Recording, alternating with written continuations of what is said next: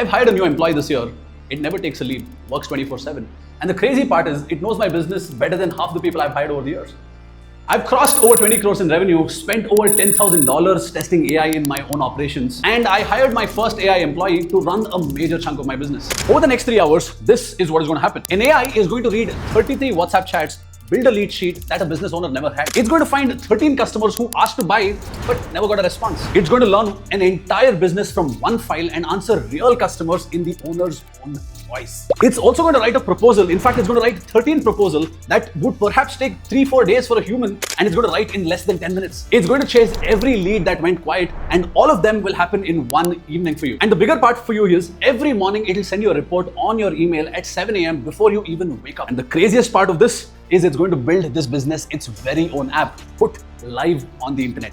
See, here's the thing. No code was written, no black window was opened, and everything you're about to see me build, you get it for free. See, the thing is, every Claude Code course that's on YouTube is made for one of the two people. One, for coders who already know how to code.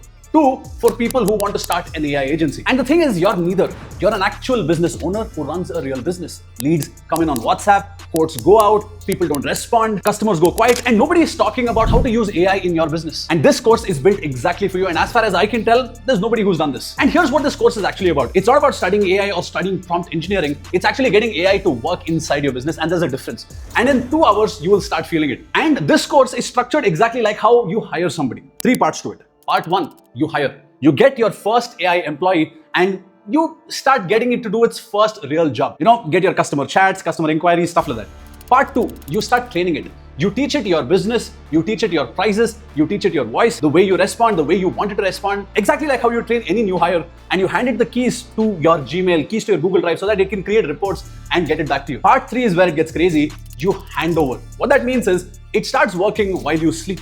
It builds you things, it'll show it to you, and you just have to approve it, and sometimes you just have to applaud it. And all chapters are there in the description. Every chapter is a job, not a feature. So if you ask me, watch it in the exact same order so that you don't get overwhelmed with the concept of Claude Code. See, one honest thing before we start, client data is private, so the whole course runs on a studio named Studio Terrain, which is a demo interior design studio in Bangalore. Yes. And every chat, document, proposal that you will see me work with belongs to that business. See, the thing is, it's real pricing, real conversations, real mess. But the point is, I've just taken all this data and created a dummy replication, all of it. All the names, everything is dummy data. I run WhatsApp lead funnels for my own business, and hundreds of leads come in every month. And everything you're about to see is exactly what it looks like. And here's what you're going to need for this course. 1, a laptop. 2, the Claude app, which installs like any other app. And if you ask me, subscribe to the Claude initial subscription, the $20, $25 subscription. I think $1,999. There's a plan for it. That's all you're going to need. Nothing else. A laptop and a Claude subscription, and then you can follow along with me exactly like it is. No coding, no terminal, no technical background. If you can use WhatsApp, congratulations, you're qualified. And the thing is, every prompt that I type, every file I create, every checklist, it's in the first link in the description. Click on that, enter your email ID, and it'll get sent to you instantly. And if you ask me, download it and follow along with me. And see, there are multiple words that made you perhaps feel like AI wasn't for you. Things like agents, skills, MCP. All these words are built for techies by techies. By the end of this course, you will understand every lingo in layman terms. And in fact, you would have learned it without you even realizing it, because none of them are hard. They were just never explained to you in the right way. So let's go and hire your first employee. Let's go. Here's where every business actually starts. It doesn't start with a dashboard, but it usually starts with a phone full of WhatsApp chats. So Studio Terrain has 33 of these chats that I've pulled out. Inquiries, price talks, people who went quiet, and somewhere in that pile, money is leaking. But the thing is, nobody knows where. Exactly like how you don't know where your money is leaking in business. So the employee's first job is very simple. Read all the 33 chats and show us what we can't see. And by the end of the chapter, the pile becomes one sheet, and that sheet is going to find 30 lakh rupees of ignored customers. Ready for this? Watch. Now, here's the thing. You're about to hear a word that makes normal people close all the tabs and be like, AI is not my thing, which is Claude Code. Don't worry, because here's what it actually means. Claude gives you 3 tools, and the easiest way to understand them are treat them like 3 people. The first one is Claude Chat. You already know ChatGPT, right? ChatGPT or Claude Chat is like an advisor. You ask it, it answers, and then you do the work. The second part that Claude offers is Claude Cowork. Claude Cowork is sort of like an assistant. You give it your file and then a task, and it comes back to you with that piece of work done. One sheet, one report, one summary. Now pay attention. Claude Code is like an employee. It's the one that you train your business on where you put your tools, your schedule, and you ask it to build things for you. So here's what you need to remember. Chat is like an advisor, Cowork is an assistant, and Claude Code is an employee. And this course is about that employee.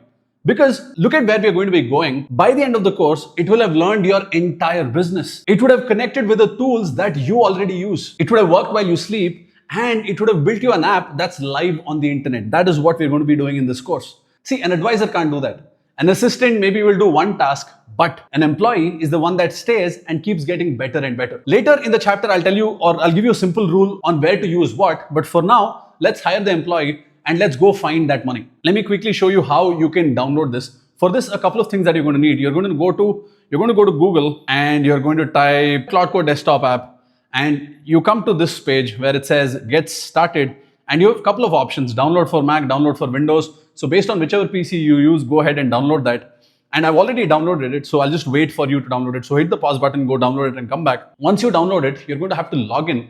So let me quickly give you the pricing of it, because trust me, Claude is one investment that you need to make in your business. It's one of the best employees that you're going to hire. So let me quickly take you through the pricing here. One is you have the free option. In fact, what I would say is download the Claude Code app, go use it for free. But the thing is, Claude Code does not come with the free version, right? So one first option is the monthly option, which you have is the Pro plan. On a monthly basis, it's going to cost you 2,399 per month, including GST. So if you have your GST, you can go put in that details and claim the GST. So 2,399 is what it costs you. I'm on the max plan. You don't need to get to the max plan as yet, but you start with the Pro plan, which is going to cost you 2,400 rupees. Look at it as you paying 2,400 rupees to one of the most competent employees in your team, who doesn't get tired, who doesn't get exhausted, who will listen to every single piece of instruction. And the best part is you never have to repeat your instructions. Worth 2,400 rupees? Yes, start there. But here's what you need to know.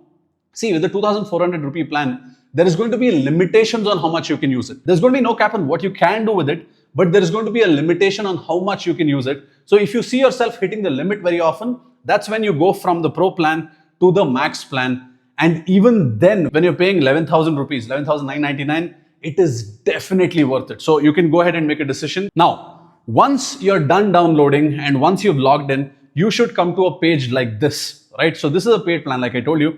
So now when you come to the home page, you will see the first one, chat, and the second one, Cowork. Remember the advisor, the chat is the advisor like ChatGPT, where you can ask it questions and that is done. The next one is Cowork, where you can give it a simple task and that is done. But this course is about code. Do you see the code here? You go in there and there you click a new session. You start a new session and this is about that. And now let me quickly take you through the 3 models that you get. As of me recording this video, you have 3 models. In fact, the funny part is I'm recording this on July 9th. So there are 4 models, but Fable 5 is only included until July 12th. So we're not going to be talking about that. It might not be here if it's there, but when you're watching it and if it's available at your paid plan, you can use that. But here's how you look at it. Sonnet is the model that you use, or is the employee that you would use for regular tasks, right? Haiku is the junior that you would hire for simple, very quick tasks. You would hire Haiku, very quickly responsive and gets the task done very fast. But Opus is the senior, the person who researches like crazy, who spends a lot of time, who's slow to respond, but crazy outputs. And that being said, see, for a senior, you pay more money. For the junior, you pay less money. And for somebody on the everyday task, you pay them appropriately. So the reason this is important to you is, let's say if you are on the 2,400 rupee plan, and if you only use Opus, you hitting your limits is going to be much faster. So for what we are going to be doing, we're going to be sticking to Sonnet because that's definitely more than enough for what we're going to be doing. Okay, so for this course, I've created a folder named the Claude Code course, and I've put all the leads of this hypothetical business here. This has about 33 messages. So which means if in my business, the way I would do it is I would go to every WhatsApp message and export all the messages, and it would come in some format like this. Doesn't have to be neat, doesn't have to be clear. All you have to do is pull all your WhatsApp data. It's quite simple, right? Now, once you have this, what I would do is I would go to my Claude, and the first step is I need to make sure that I'm pointing it out to the right folder. So I go to my Claude Code course, point it to leads and click open. And now if you see, it's pointing to that leads folder. So Claude Code now has access to this folder. And now I'm going to paste this prompt and I'm going to give you access to this prompt. Read every chat in this folder. Each file is one customer inquiry over WhatsApp. Build me a lead sheet, one row per customer with their name, area, what they asked for, budget if they mentioned, who sent the last message and when was it sent, their current status, are they hot, waiting for us, or we quoted them but they went silent, they never answered, wrong fit, and the next thing we should do for them. And then tell me the 3 things in this inbox that I need to see. I'm going to paste this prompt, and this is the whole trick. Now, watch it do the whole thing. Let's see what it starts doing. If you let me minimize this. Let's see what it starts to do. It says listed the files in lead folders. There are 33 files. I'll read them all now to build the lead sheet. See, now it started reading WhatsApp chat with Akash.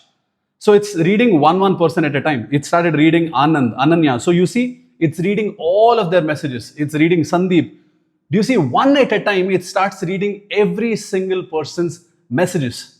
Now, while it's doing its job, let me give you the second scary word of Claude. And this is the most important idea in the whole course. So give me 1 minute and pay attention to this. The word is agentic loop. It means this: it takes the job, does the work, checks its own work, and fixes what is wrong, and then repeats until the job is done. See, don't just take my word for it. Watch the screen. It's happening right now. See, it ran the skill of, I asked it to create an Excel sheet, right? So it's launching the skill named Excel SX. It's not a skill that I created, right? If you have Excel on your PC, it'll do that. In my Mac right now, I have something called Numbers. It'll open the Excel format. That's not a problem. So let's watch it do the whole thing. See something here. It says ensuring Scratchpad exists, and then it says ensured it exists. So it's checking if what it wants to do even exists in the first place. And now it's creating it. And you will see it doing this iteration multiple times. It'll cross-check something. It'll confirm something. If it doesn't exist, it'll go back and fix itself. And this loop is the entire difference between a chatbot and an employee. See, a chatbot gives you one answer and then it stops. But this, it keeps working until the job is finished. And here's the part that I really need you to get. Nothing about this is special to WhatsApp. What you're watching is simply how this thing works, and it can work on anything. You give it one pile of work, it goes through the entire pile, it checks what it did, it fixes its own mistakes, and it hands you back the finished thing. And today the pile happens to be the customer chats from WhatsApp, but the pile could be anything. The pile could be your invoices, the pile could be your reviews, the pile could be your quotations that you sent and you want that checked. The steps remain exactly the same. See, check this out. The Claude would like to access data from other apps. It'll take permission for anything that it's accessing. So I have an option to allow it or not allow it. Here I'm going to allow it because it needs access to a couple of things for it to work. All right. So it's building the whole lead sheet that I asked for. So all 33 rows now saved. Now recalculating formulas to make sure the days since column resolves cleanly. See, it said recalculating it, which means it already calculated once, but now it's just rechecking itself to make sure that the data is right. Isn't this crazy? So what I was saying was you can use this for any data because the steps remain exactly the same. See, check this out. It says no errors, 33 formulas resolved cleanly. The lead sheet is saved at leadsheet.xls. Let's see if that created it. Let's check. Check this out. The lead sheet has been created. Let's open this sheet now. This whole sheet got created without me opening Excel or learning a single thing about Excel. Check the Studio Terrain WhatsApp lead sheet as of 9th July. First, before I get into the sheet, let's see what it says first. Now, 3 things that you most need to see in this folder. You're sitting on a promised quote that is about to cost you a deal. Interesting. Nikhil Whitefield, he said, Thursday, it's now day 4 with no quote sent, and he told you flat out that he's seeing one more firm this weekend. This is a Divya referral for a full 3 BHK. So if you send one thing today, send this. See, it's not about Studio Terrain. It's not about Nikhil. It's not about this quote. This exact situation is happening in your business and you just don't know it because you have so many things to do. Same with your team. Your team has so many things to do, but things like this are the ones that actually bring in money. Is that making sense? Second, 3 inbound leads never got a single reply. These are the 3 people who never got a reply. Okay. Third, 2 live quotes are overdue on your side, not theirs. Sneha and Manoj, both are enthusiastic, ready buyers who did their part. The only thing that is stalling them is you. This is crazy. So let's go back to the sheet and check this out. Check this. It says Nikhil Sana Whitefield, it's a hot lead. Kshama is a hot lead. Why? The next action is send them quote today. Discovery call is 9th July, so send it today. 11 a.m. Confirm portfolio was received and show up. And this is waiting for us. This was never answered. This quote was sent, and it's been days since the last response. It's been this. It's showing me how many days since that. Perfect. Now, let me ask it one simple thing. Let me say, okay, so by the way, you can speak to Claude as well, as opposed to you having to type it. So let's try speaking to it. Hey, Claude, can you do one thing for me? Can you look at this lead sheet and tell me how much money I could potentially make and in what categories? Yes. And I'm going to hit send, and let's see what it does now. So the whole thing got done, and I just asked it one question, and let's see what it does. What is crazy about this is this whole Excel sheet, it's a real sheet sitting on my PC that got created. In fact, what is funny is I can send this back to my team on WhatsApp. Yes. Check this, one more interesting part. Check this, it says wrong fit. Let's see why it said wrong fit. Girish Mysore, wrong fit, outside our execution area. We are operational in Bangalore only. He needs execution, not just design. So that's closed. Second, wrong fit, because this is a commercial request. We are only into residential. Wrong fit, budget doesn't fit a full 3 BHK. Okay, so now it's classified these people as a wrong fit. What you need to understand about this is just looking at my leads data from WhatsApp, and it's assuming these things. It still doesn't know what my business is. So asking it to find my wrong fit might not have been the right decision anyways, but I just wanted to show you what happens in this case anyways. Check this. Can you do one thing? I asked it for a prompt, it came back. It said, I pulled the actual currency figures back out of the 33 conversation and grouped it together. Already quoted, deal still open is 92 lakhs. I was assuming 30 lakhs when I started the video.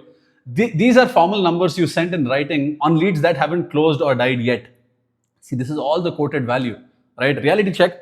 Rohit and Farida almost certainly close below the numbers shown if they close at all. Category 2 is the set of verbals starting from pricing, where you've said, okay, our prices start from this side. That's about 21 lakhs. Category 3 is customers who told you their budget, but you haven't quoted, which means the customer has said that, hey, this is my budget. If you can get it done, that'd be cool. So 2 customers with 14 lakhs and no number exchanged at all.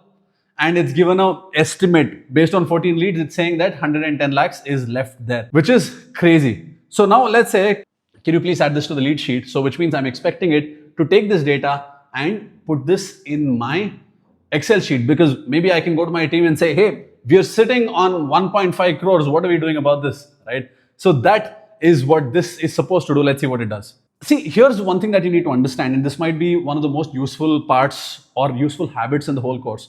The first version that I got, if there are a few things that wasn't exactly what I wanted, I don't ask it to redo the entire thing. I just said what I wanted. I just tell it what to do. That's the habit. The first answer that you get from AI is always a draft. So think about it. When you hire somebody for the first time, the first thing that you get from them, you're going to treat it as a draft, right? You're never going to treat it as the final one, right? So you give it feedback, and then it fixes the whole thing in seconds, and then you get the next part. So let's see. It says, I'll add a new revenue potential tab to the existing workbook with full breakdown using formulas. It's creating it.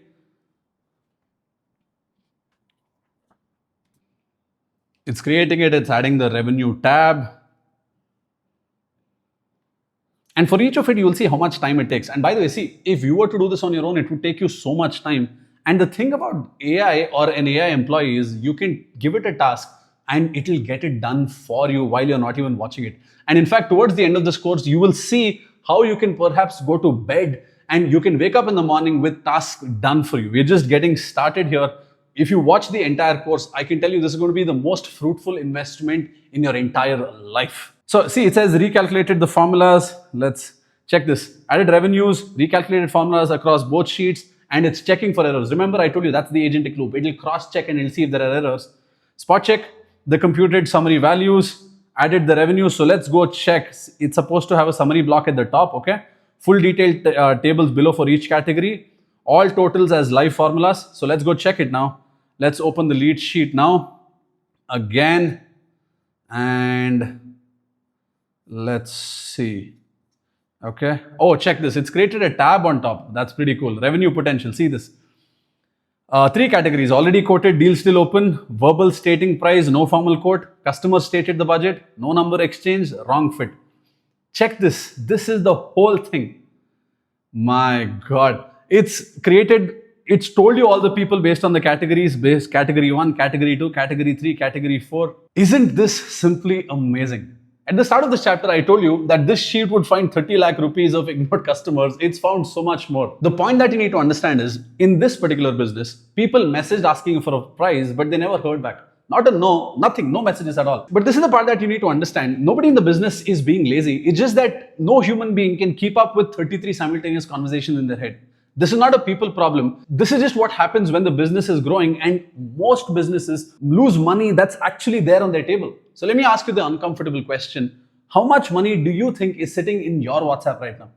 And you don't know. And 10 minutes ago, this hypothetical business, even that didn't know. But now it does. So if you want to run this exact thing on your own inbox today, on your own WhatsApp today, the prompt that I use, the follow-up prompts, the folder setup, the export checklist, it's all there in the free pack. The first link is in the description, or you can go to my Instagram and you can comment higher and I'll send the whole thing to you. Pause the video, go grab it and come back here, because this sheet is only half of today's lesson. Now earlier, while it was working, I told you something big. I said nothing about this is special to WhatsApp. It works the same way on any pile of work that you give it in your business. Let me tell you what I mean. See, let's take the WhatsApp out of the picture and see if the story changes. Say you handed a folder of supplier invoices instead. What do you think happens?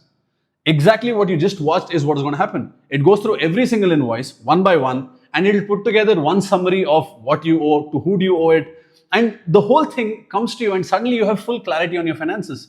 And your month-end thinking is done while you're having lunch. Yes, forget invoices. Let's say you give it your Google reviews, the good ones, the angry ones, the bad ones.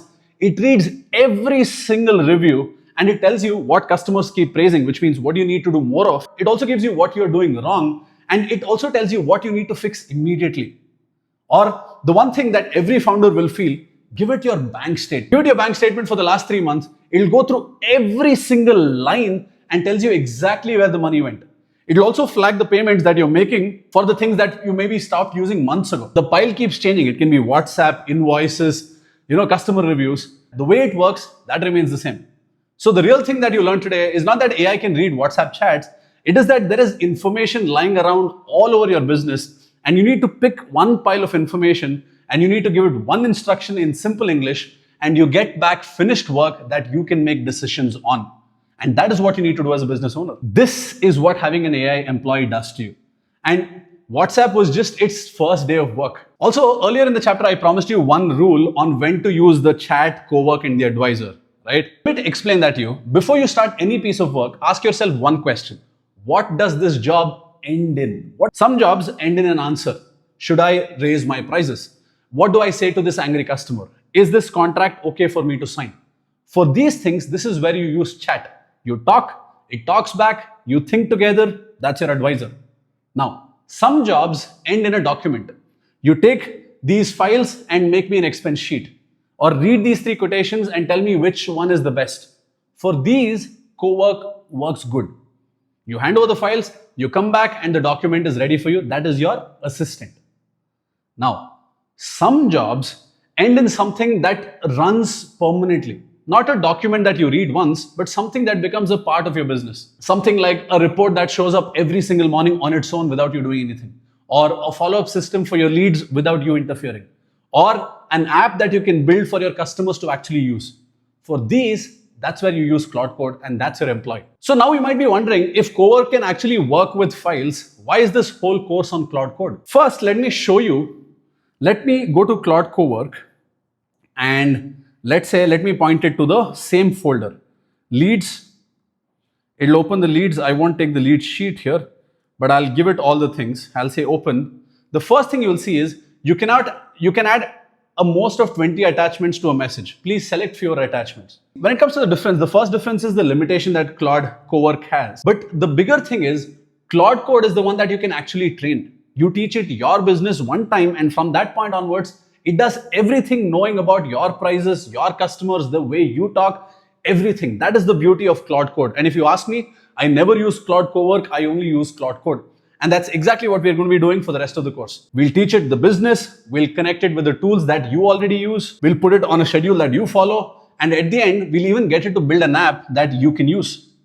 Think about what that sounds like. That's not how you use a tool, that's how you grow a person in your own company. Yes or no? You train this person and this person becomes an asset for you. Yes? One last tip before we move on, because I see people do this all the time. Here's how most people use AI. A customer message comes in on WhatsApp. What they do is they copy that one message and they paste it and ask, what do you think I should reply here? They get the reply and then they take the next message and put it back to the customer, and they keep juggling this over and over again. And what ends up happening with this system is, I want you to notice who's doing the work. You are technically becoming a mediator between your customer and AI, right? You've become the messenger between these two categories.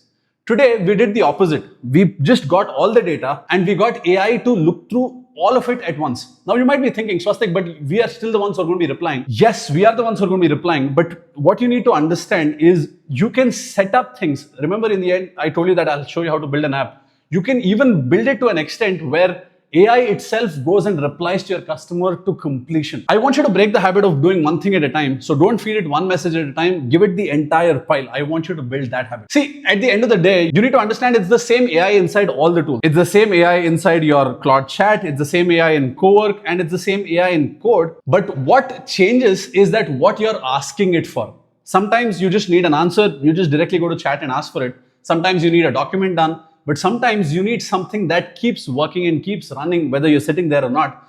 And that is where Claude Code comes in.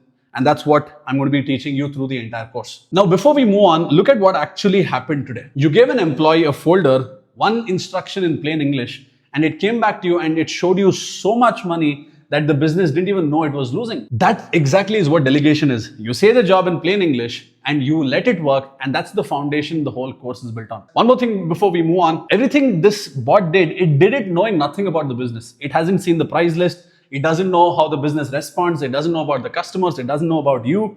It knows nothing about the business, which means every answer it gives right now is sort of like a stranger's answer and is a very generic answer.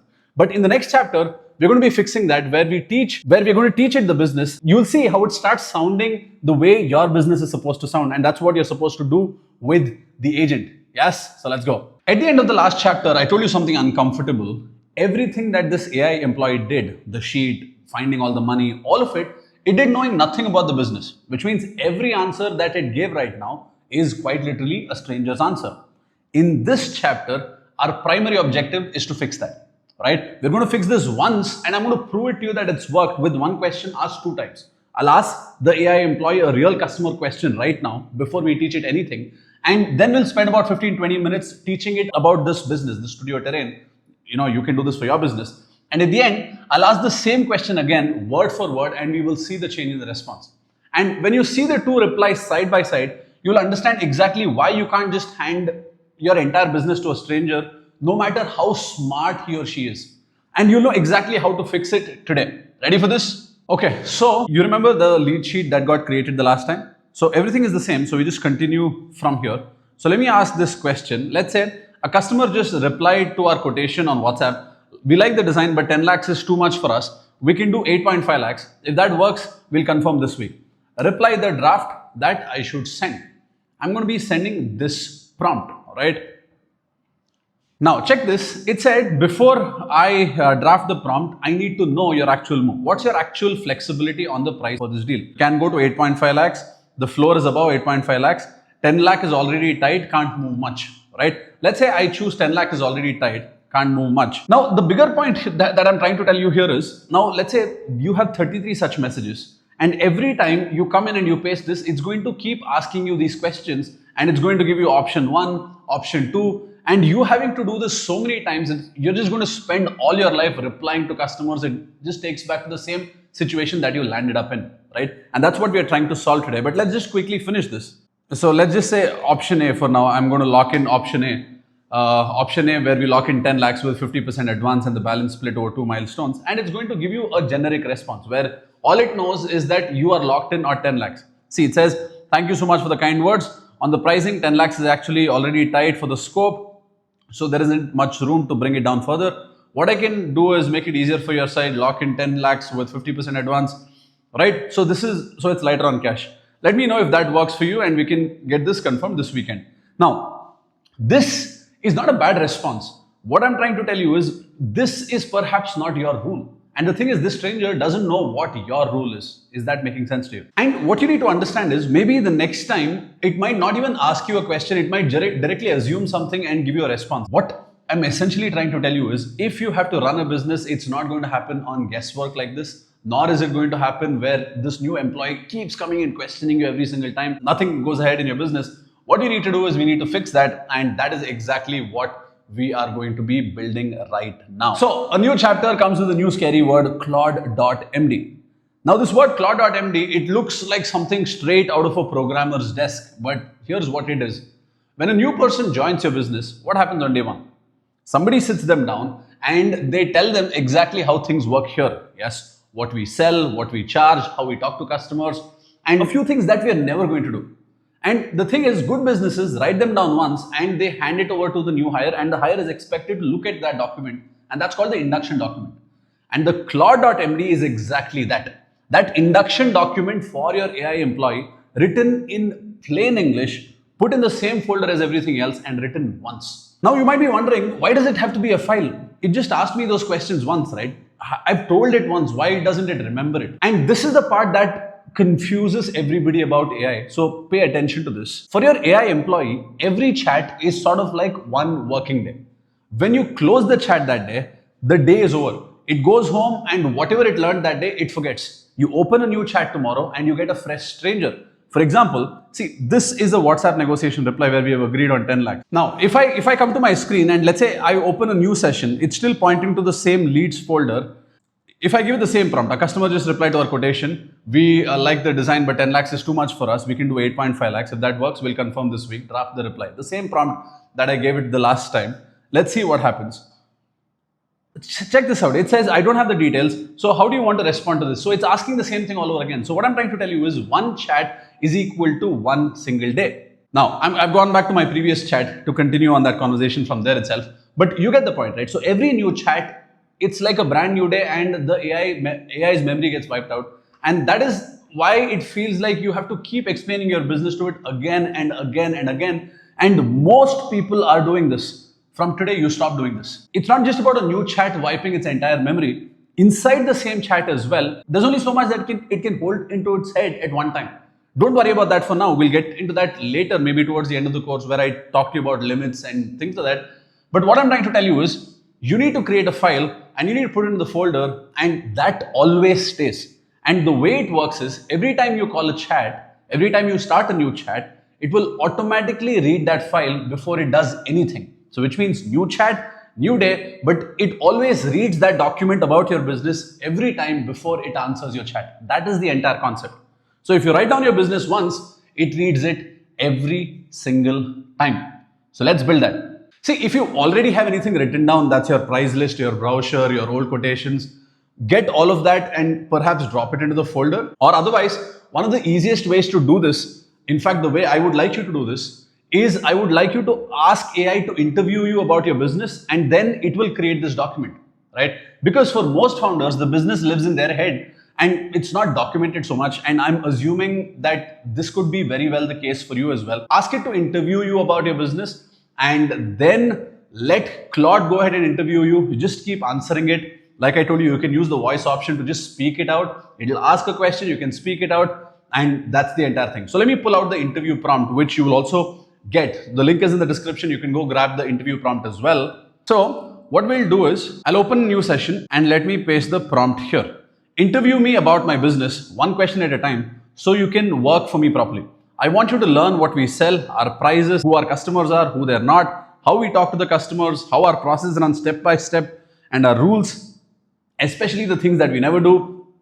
You already seen our customer chats in the folder, so don't ask me what you can work out from those details already. When you have enough, write all of it on a Claude.md file in this folder so that you can start every future chat already knowing my business. This is the prompt that you send, and now Claude should start interviewing me, and Claude will start interviewing you about your own business, right?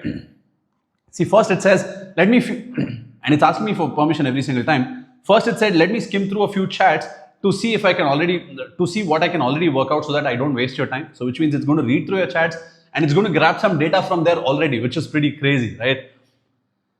So give it all the permissions, here. If it asks you for permission, sometimes it might not, so don't worry about it if it doesn't ask you for permissions. So in my case, it's asking me for permissions every single time. So it's asking me permission to access every single folder, right? So let's just wait for it to start the interview. Let me just show you the first question on the interview, and then what I'll do is I'll finish the whole interview and I'll come back to you with the Claude.md file, because if I'm sitting and interviewing on a hypothetical business, that just wastes your time. All right, so we have our Claude.md file. So let me open this markdown file. Maybe I'll open this in a text editor, because one of the rules that I want you to follow is I would always like you to read through this document, right? Okay, check this out. Studio Terrain business induction file.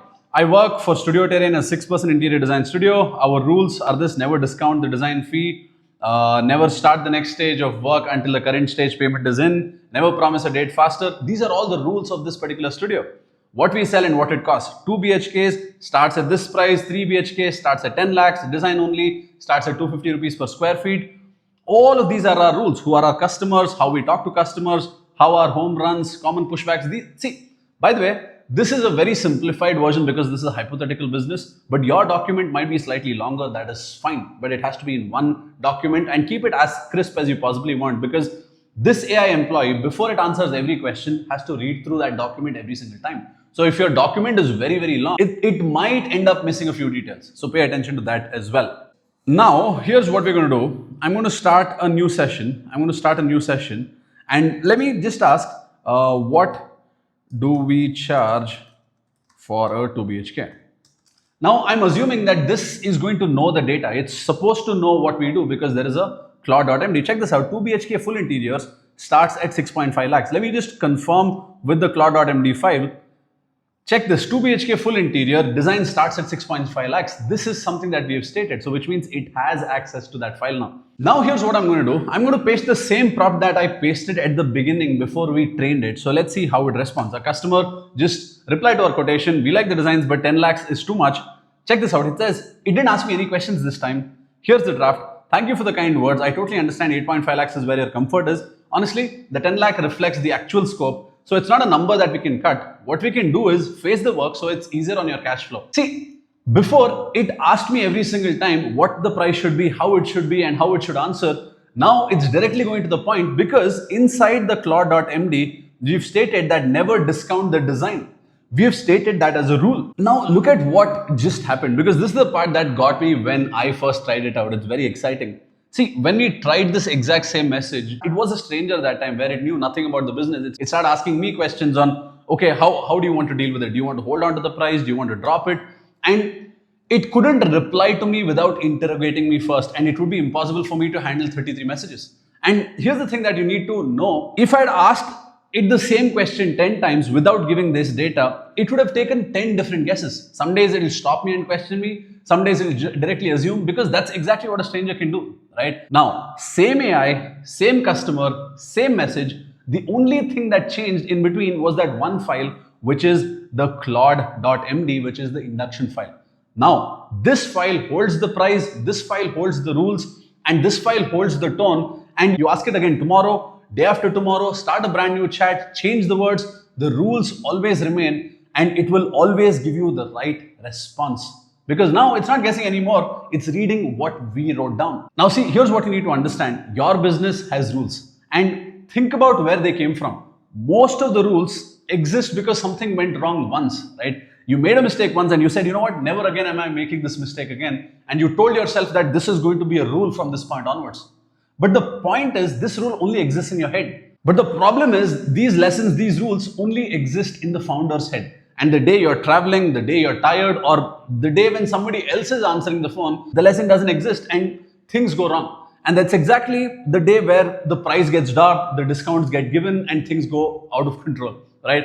From today, every single thing gets written down, and the AI employee will never answer without reading that document first. Now, let's also try changing something. Let's say our 3 BHK full interior price is at 10 lakhs currently, right? So let's say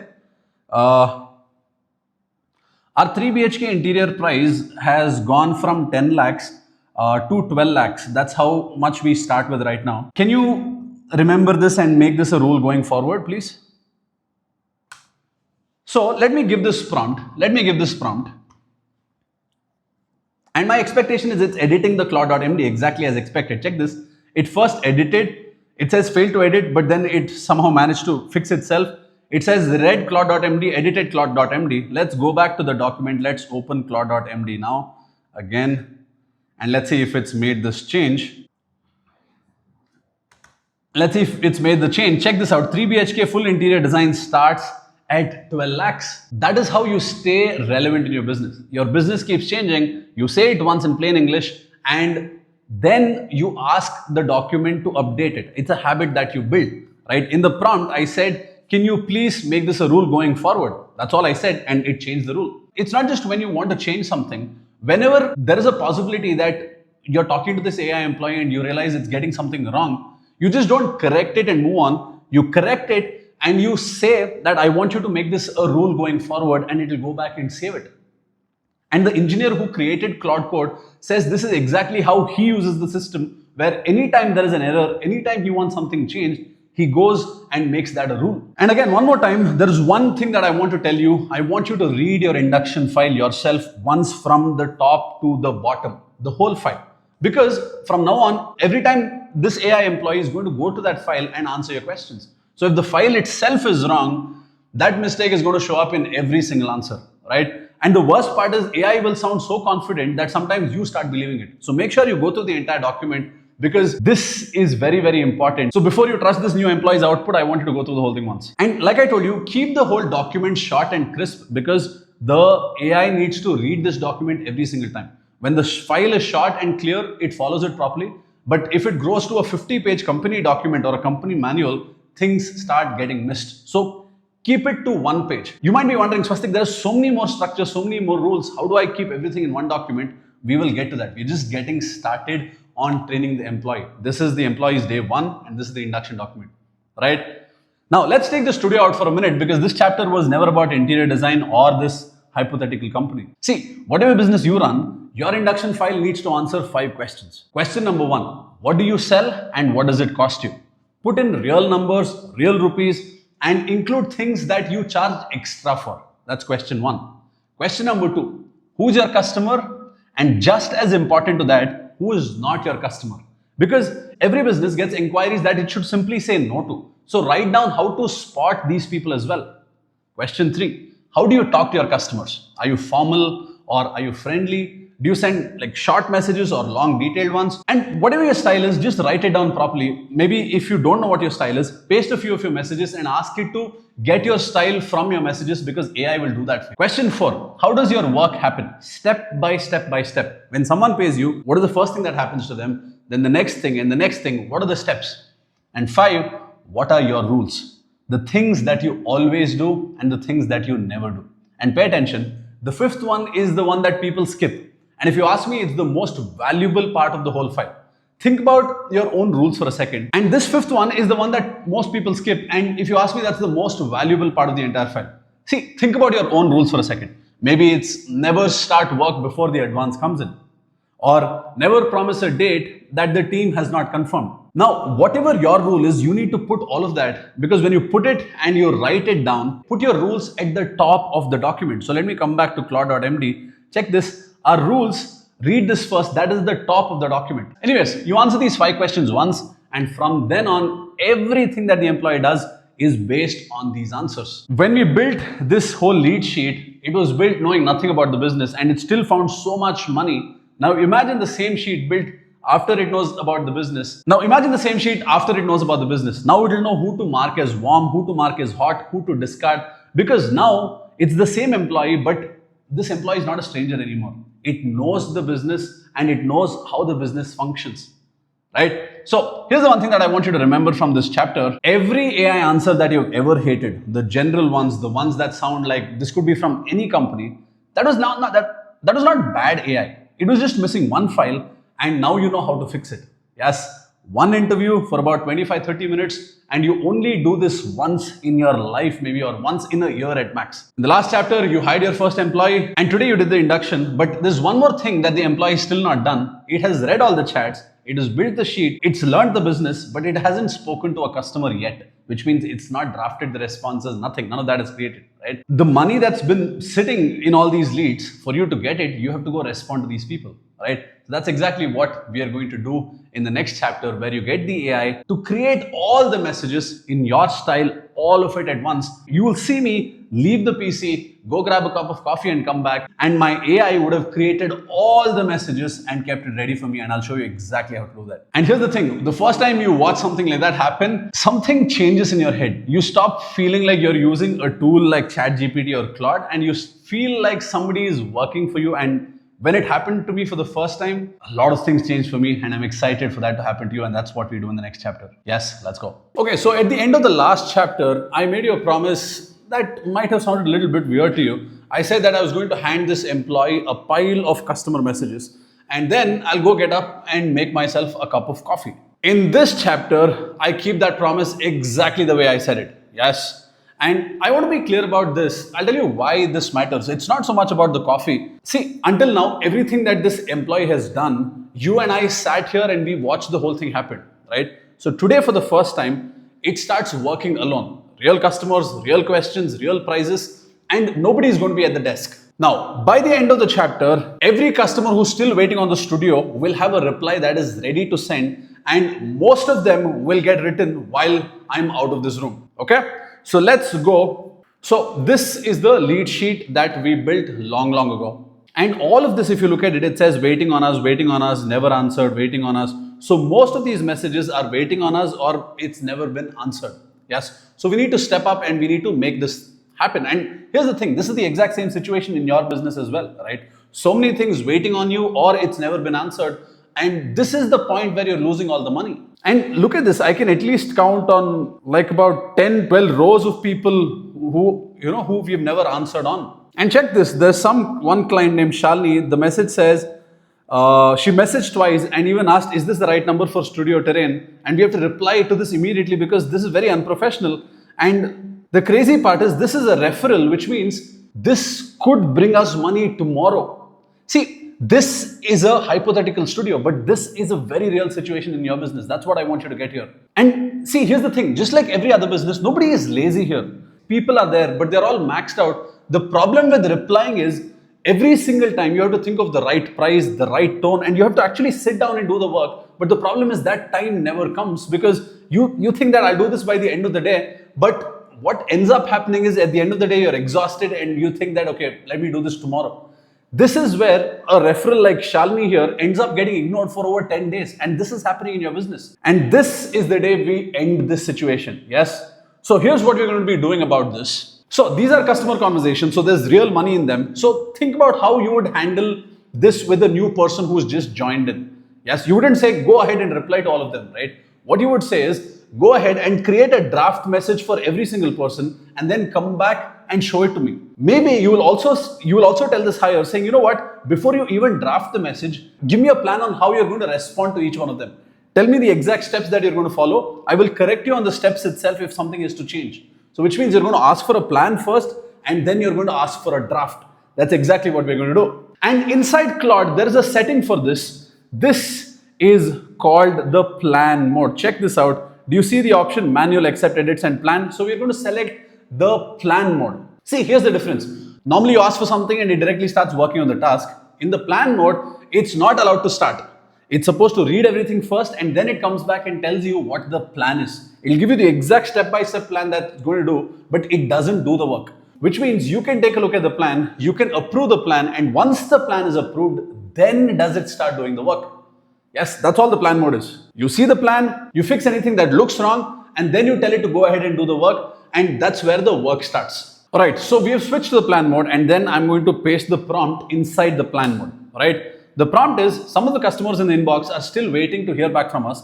I want every one of them to have a reply ready to send in our tone, with our prices, with our rules, and I want to read each one of them myself before everything goes out. Right? So it starts the plan mode now. So it says I've kicked off the exploration of the inbox directory to find the customer data. I'll report back once it completes with what it finds. So check this out. It's going to start reading through every single message right now. So these are a few commands which you and I don't need to know. It says inspecting the lead sheet, and it's starting to inspect the lead sheet. All right. Now here's the thing. I think this would be a good time for me to go grab my cup of coffee, because in fact, the way the plan mode works is a lot of things also get done inside the plan mode, which means it starts looking through everything. And if it does a good job of the planning, the last execution of writing the message is something that Claude is very fast at, very good at. So sometimes things like this, the plan mode does take some amount of time in comparison to the actual task. Yes. So go ahead and watch this as it compiles through the whole thing. Let me go get my cup of coffee and come back. All right. So let's see where we are. Did it finish the planning?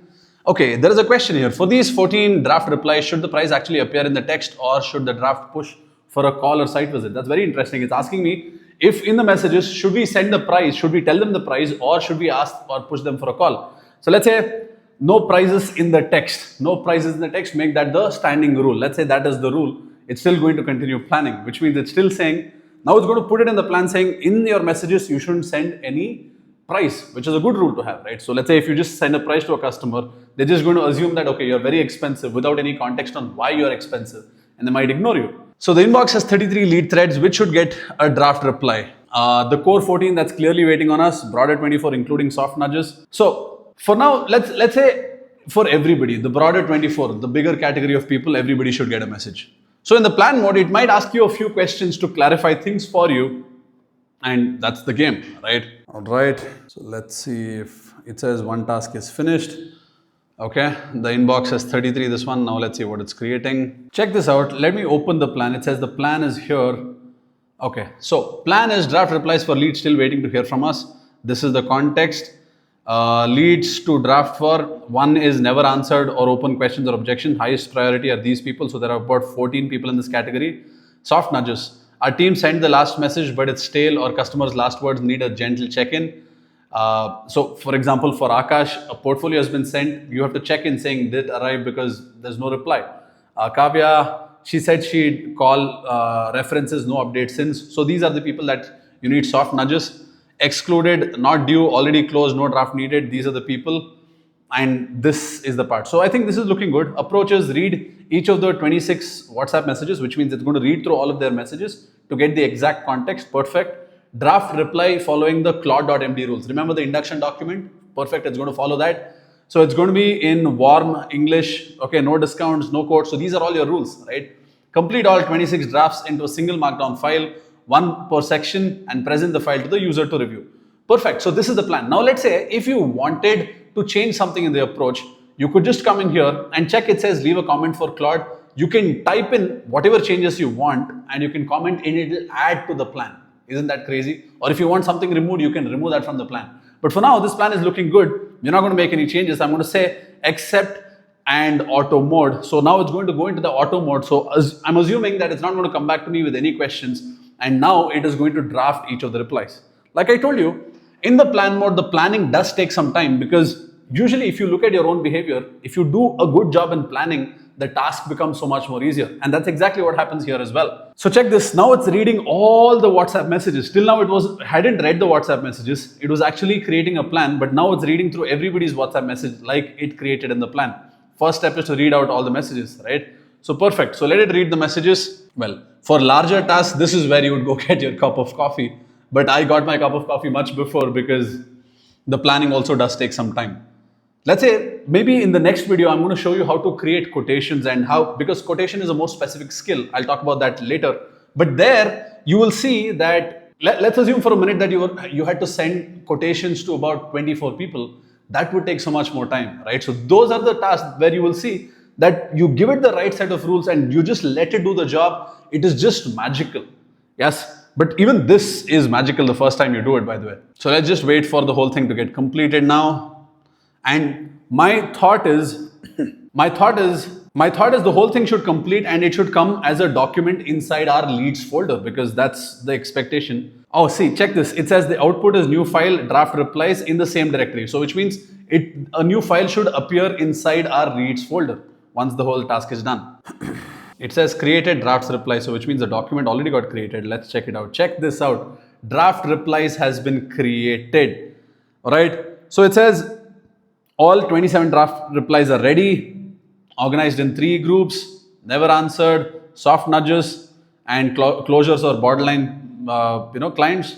None of the drafts state a number. Each one routes to a call or a site visit instead. 5 threads were left out with a note explaining why. Nothing due from us. Nothing has been sent. Read through it and edit as needed before everything goes out. So let's open this document now. Let me open this document. Yes, this document is looking good. It says draft replies. First one is Nikhil, waiting on quote promised by Thursday after the call. So Nikhil, it says, Nikhil, I owe you an apology. This fell through the cracks on my end, and that's on me, not you. I don't want to just fire off a number over text after making you wait. Can we do a quick 15-minute call today or tomorrow? I'll walk you and your wife through the quote and the 3D samples properly live. What time works for you? That's a good one, right? So like this, it's created all the first 14 messages. Check this out. And now it's gone to the soft nudges. Let's take a look at this. Akash, just checking in, no pressure at all. Did the folder make it through? Okay. And did you and your wife get a chance to look at it all together? Happy to do a 15-minute call whenever works for you. Even just the two of us first, if that's easier for you. See, these are all amazing messages that have been crafted. And the best part is, let's say if you want something fundamentally changed through the whole thing, what you would do is you would just come back to Claude and you would say, hey, this is the problem. This is what I want you to do. I want you to change this across all messages. And these rules get changed across every single message. Isn't that crazy? And this solves such a big problem for you in your business where now going forward, nothing gets weighted on you. You pull all of this data back into the system and suddenly you have a very competent employee who's sitting and crafting things exactly the way you like it. In fact, let's check what response went in for the person who was referred. I think Shalini. Check this. Waiting on asked wise, including this is the right number. Hi Shalini, so sorry. Yes, this is the right number. I'm sorry it took so long to confirm something that simple. By the way, these are the kind of messages that actually make people feel heard. Usually when businesses don't respond for a very long time and then suddenly comes with a super formal message, the clients get very disconnected. Here you're acknowledging, saying, hey, I'm so sorry that it took so long for something as simple as this. Let's make up for the lost time. Are you free for a call this week to talk through your September move-in? This is more likely to convert. And here's the thing. You might be thinking, Swastik, I would have gotten this kind of response if I just went to Claude or ChatGPT separately. Yes, you would have. But the difference is 30 messages at one shot following your rules. That is the tricky part. Because let's say if you're doing one message at a time, you're copying the message, talking about your business, asking it to make changes to that one message. And for the next message, you have to repeat all over again. But this solves the whole thing where everything gets crafted at one shot. See, there is a name for what you just watched. This is called an agent. I think in one of the previous chapters, I explained to you what an agent is. And I know that this word of an agent is everywhere right now and it's made to sound like some super science fiction movie. But here's what it actually is. Every AI you have used before answered your questions and then you sat there waiting for the next one, right? But here, this is an agent because it took all your data, it took all your rules, you gave it the whole job and it did the whole thing while you are not present. That is what makes an agent. That is the entire definition. You don't need a more technical definition because you're not writing an exam on what agents mean. This is what it means for your business. And the best part is an agent was working for your business today while you are out of the room making tea. And that's the whole idea about this course. The AI actually working on your business. Because you don't get better by learning AI, you get better by actually using. And now here's the thing. Let's say we want a simple change to be made because I didn't ask you to make any changes. Can you make the conversations more human and maybe add some smileys? Not a lot, but to make it more human. Maybe add a few the dots that we send as well, right? So the prompt is, can you make the conversation more human and maybe add some more smileys? Not a lot, but to make it more human, maybe add a few of these dots as well. And the beautiful part is this goes back to the entire file and it rewrites the entire file with all these new structures. Let's check that out. Let me just quickly fast forward to it and show you the end draft here. Okay, let's check this out. The draft replies have come back and check this. I'll see it here itself. Check this. There is a smiley here and I owe you an apology. The dots have come in. Sneha, sorry for the silence. There's a smiley here. Shalini didn't get any dots. But the point that you need to understand is it takes your instructions and it follows through on what you say. Now, two things before any of these go anywhere near a real customer. The first thing, and you perhaps already know this, you need to read them out. Because for the first week, I want you to read every reply before you plan to send it out. just the same way that you would do to any new employee that you hire in their first week, right? And after that, it proves itself a few times, then you can send it directly without looking at it. But the first few times, I'd like you to look at it. The second thing, and here's the thing that you need to understand, nothing went to any customer today. The replies are still sitting in my folder as files. You still have to send each one from your phone. And if you ask me, right now that's exactly how you want it to be, because it writes the thing, but you check and you press send. And later in the course, I'll show you how to connect it to tools, and I'll show you how to make the whole thing automated where you can get it to send it as well. But right now you want it to be in this exact format. Because think about this for a minute. The slow part was never pressing the send button. The slow part was reading the whole conversation, working things out, bringing in the right context, deciding what to say, writing it properly. That part is done. Pressing send, that just takes a minute. Yes. So now let's take the studio out, because you have your own version of this big pile of data and you know exactly where that data is. And I want you to think about what is that data for you right now. Is it the inquiries like this that you have not answered? Or is it that people have asked for quotations and you've never had the time to create them? Or is it that you have to ask people for payments, but you have to craft the message for that, right? Or is it Google reviews? What is it for you? Because every one of this is the same problem that you watched today. Messages that needs your judgment, it needs your tone, and it needs your rules. The thing is, nobody in the business has clear time to do this properly. And because of that, you are the one handling each one of them, and this is the way you sort it out. 5 steps. First, point it to the pile, point it to that data. Step number 2, ask for the plan before any work starts. Step number 3, check the first piece of work properly. The way we read the whole reply and we said, you know what, then add smileys, right? Step number 4, let it work through the whole thing, maybe while you do something else. Yes. And step 5 is read everything before it goes out. These are the 5 steps. And see, here's one more thing that I have to tell you. Not every reply needs a fresh thinking. For example, there are a few things in your business, like what time do you open? Or what is the general quotation? What is the general thing? What is your starting price?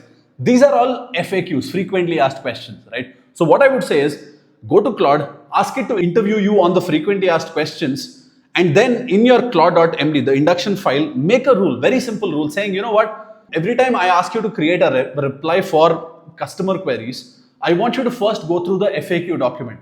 If the answer is already in the FAQ document, don't come up with any new response, just copy the FAQ answer and create that as the response. But if there is something that is not in the FAQ document, then based on our rules, craft a new response. Now, why is that important? See, I told you, when you buy a Claude subscription, there is limitations on how much you can use this, which means if you pay a lot of money, you can use it like crazy and you'll never run out. But if you're on a $20 plan, you also want to be a little conservative on how much you get it to use its brain. For direct FAQs, if you say don't use your brain, just copy and paste this, it doesn't take so much of the limits.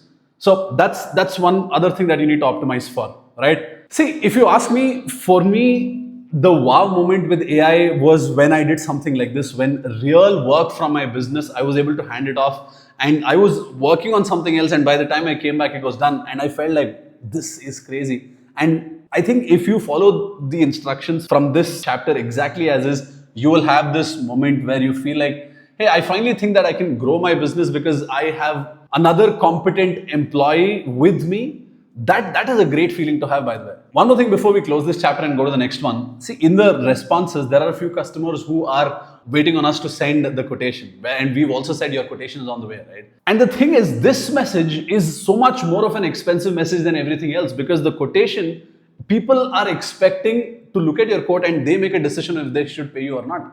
And here's the thing. A quotation is a different kind of a document, because this is where your money gets decided. See, if a WhatsApp reply, if this employee messes up the WhatsApp reply, that's still fine, because you can make a correction and you can move on. But if a quotation comes out wrong, you could end up losing the client. Or worse, you don't see the quotation properly, the client accepts it, and later at the point of delivery, you realize, shit, I quoted wrong and now I need to deliver because I've quoted it. So we're not just going to say, write this quote and send it to this customer and hope for the best. What we're going to do in the next chapter is we're going to train the employee on how to create the quote. The exact step that you would follow to create this quote, we're going to give it step by step instructions, and it's going to be trained on how to create that one quote. Yes. So let's go to the next chapter and I'll show you how to Train your AI employee with specific skills. So in the last chapter, I told you that I'm going to show you how to build something like a quotation. See, here's the thing. Quotation is just one document, but it's about anything where a specific set of steps are required to be followed. And today we're going to write that document by teaching it all the exact steps to follow, and then we're going to watch it recreate these documents multiple times. So by the end of this chapter, you will see two quotations side by side, and one quotation would have perhaps taken a person an entire evening to write because this person had to think through every single step, and the other is just going to take a few minutes, and I'm going to ask you to tell me which one is which, and you'll personally get confused on which is written by AI and which is actually been created by a human. Okay, so let's go to our chats here. Let's see who's waiting on. Check this. There's a waiting on us. Site visit done 6 days ago. He's explicitly waiting on the code. So let's send that. So this is Manoj Sarjapur, and this is a referral from Divya as well. All right. So which means this is a referred client, hypothetical client, but a referred client. Okay. So what we will do is let's open the proposal that's been sent to Divya, because what he wants is he wants the same layout as Divya and wants the same crockery unit. So let's open this proposal that's been sent to Divya here. Let me open this document. Now check this out. A home for Divya and family, Sarjapur Road, full interiors for 3 BHK, 1480 square feet, design and execution, one team start to finish. This is the interior design proposal. Okay, so material direction as shortlisted. These are the colors, the project. So dear Divya, thank you for having us over on Sunday and for the filter coffee. It was lovely to walk the flat with you both and hear how you imagine living in it. The thing that stayed with me was your point that the kitchen is where guests always end up, no matter how nice the living room is. You said it almost apologetically, but honestly, that one sentence did more for this design than the floor plan did. We have built the whole proposal around it. Check this out. This is a very customized, personalized plan. The reason I'm reading it out to you is to show that a good quotation has to be a document that when you send a customer, they have to be like, hey, this is for me. Most quotations that people send, it just feels like a set of things matched and there's a price. There's nothing personal about it. But a document like this would definitely beat that any day. But the thing is, for you to create a document like this, it's going to take so much thought because you have to think through every single thing the customer has said and you have to plan the whole thing around that, right? Now, it says, I've also kept this document longer than a typical quotation on purpose. You're about to spend a serious amount of money with people you met 3 weeks ago. You should be able to see exactly what you're paying for and exactly where we draw the line. Check this out. Very, very cool. What you told us you want. So basically, this is in their words about their entire house. Okay. Now, what we found at the site, we found these are the 3 observations. The kitchen has no chimney venting provision. We will core a vent through the utility wall, and that work is inside the price, not a surprise later. What we proposed room by room, the kitchen, then the living room, the master bedroom, the bedroom 2, bedroom 3, the whole home, and the whole investment is 10.8 lakhs, and the payment plan, the timelines, everything has been done. Why us? What happens next?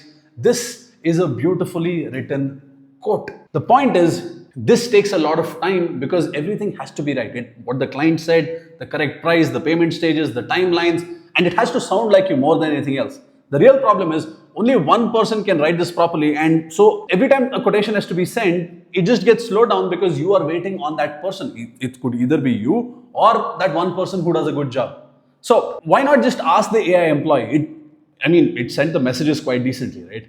See, like I told you in the previous chapter, the document can't be decent. It has to be the way the company represents itself. And the thing is, nobody has written down the steps on how to do that. So what we're going to do is, you're not going to hand out the most important document to this hire and say, go prepare it. What you are going to do is you're going to sit with this person with your best example. In this case, it's going to be this document, and then walk the employee through exactly how this is done. So every chapter I've given you a new word. There is one new word for this chapter, and that word is called skill.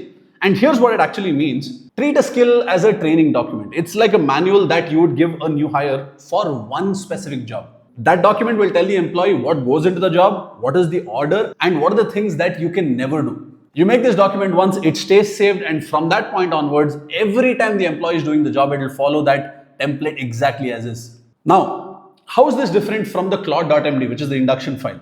The induction file teaches the employee who we are, what business are we in. A skill teaches how we do one specific job. Enough explaining, let me show you how to build one. So it's going to be in the same way that we've been doing everything. I'm going to paste the training prompt where I'm going to ask the AI to interview me on how this job is done. right? But before that, what I'll do is let me copy this proposal document and save it in our leads folder. This is where everything has been built, right? So our Claude.md, everything is here. Let me just sort it.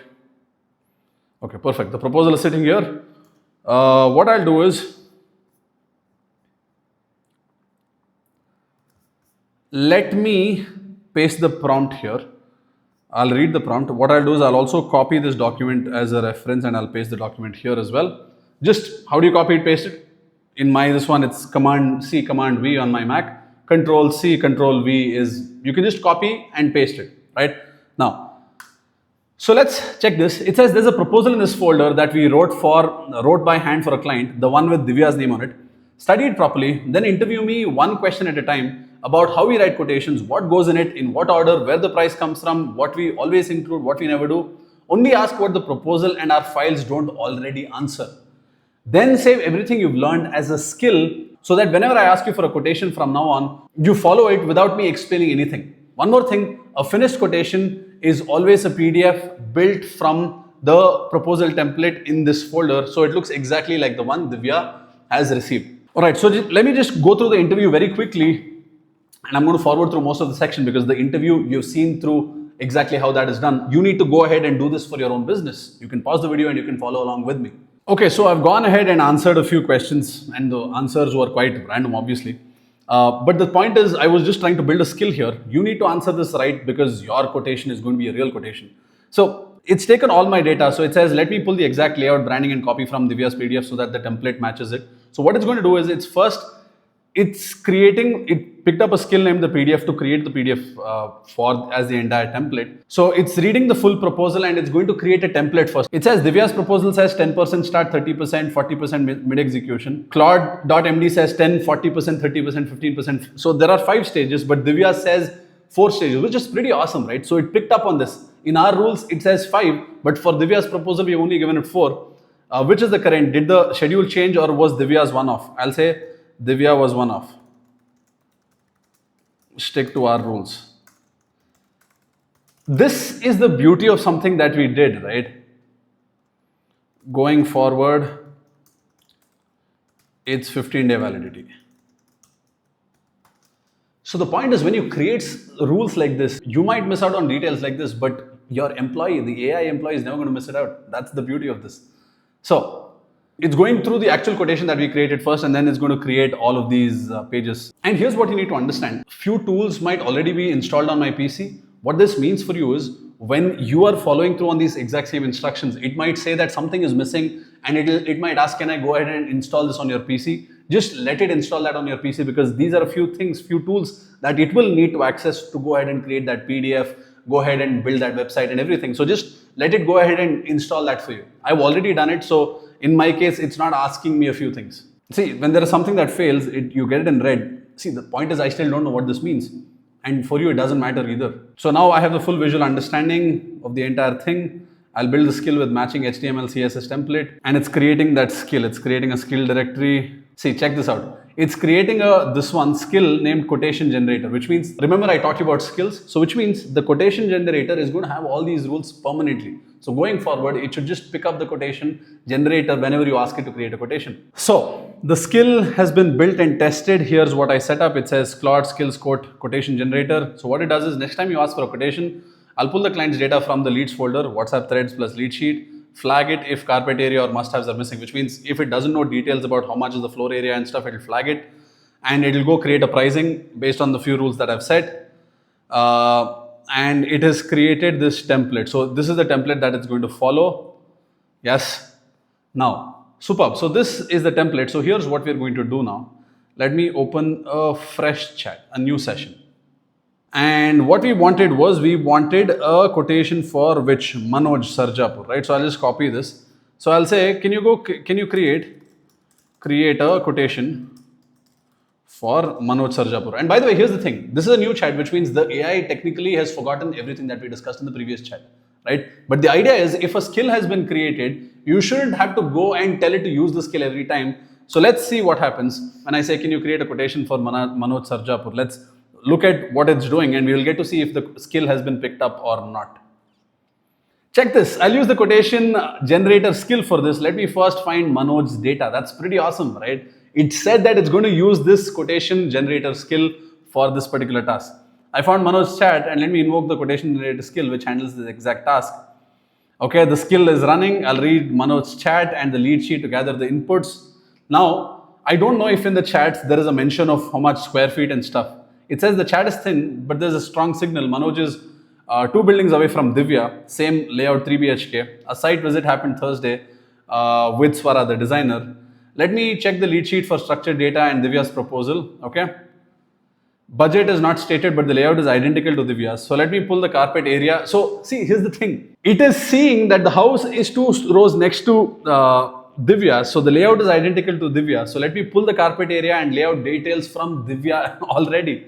Since Manoj is the same 3 BHK layout 2 buildings away. So if you had asked for somebody else's code, it would have flagged saying, hey, I don't know how much is the carpet area. I don't have the details about it. And can you please fill me in on that? Ideally, that's all those details that you need, right? So what you can do in your business is you can say that take details from my first call. So if you do a Zoom call with a client, you can take all that details, or you can just take the transcript and say, here's the transcript. You will get all the details from here. Based on this transcript, make a quotation. You can use that as your rule. This is just sample data, but I want you to understand the steps are exactly the same for you to follow. Anyways, it says I have most of what I need. Manoj is the same layout. So let me pull up Divya's investment figure. So Manoj's same layout, price is consistent. That's a good point. Let's say 2 same houses, and if you code differently, people are going to get pissed off if their requirements are the same.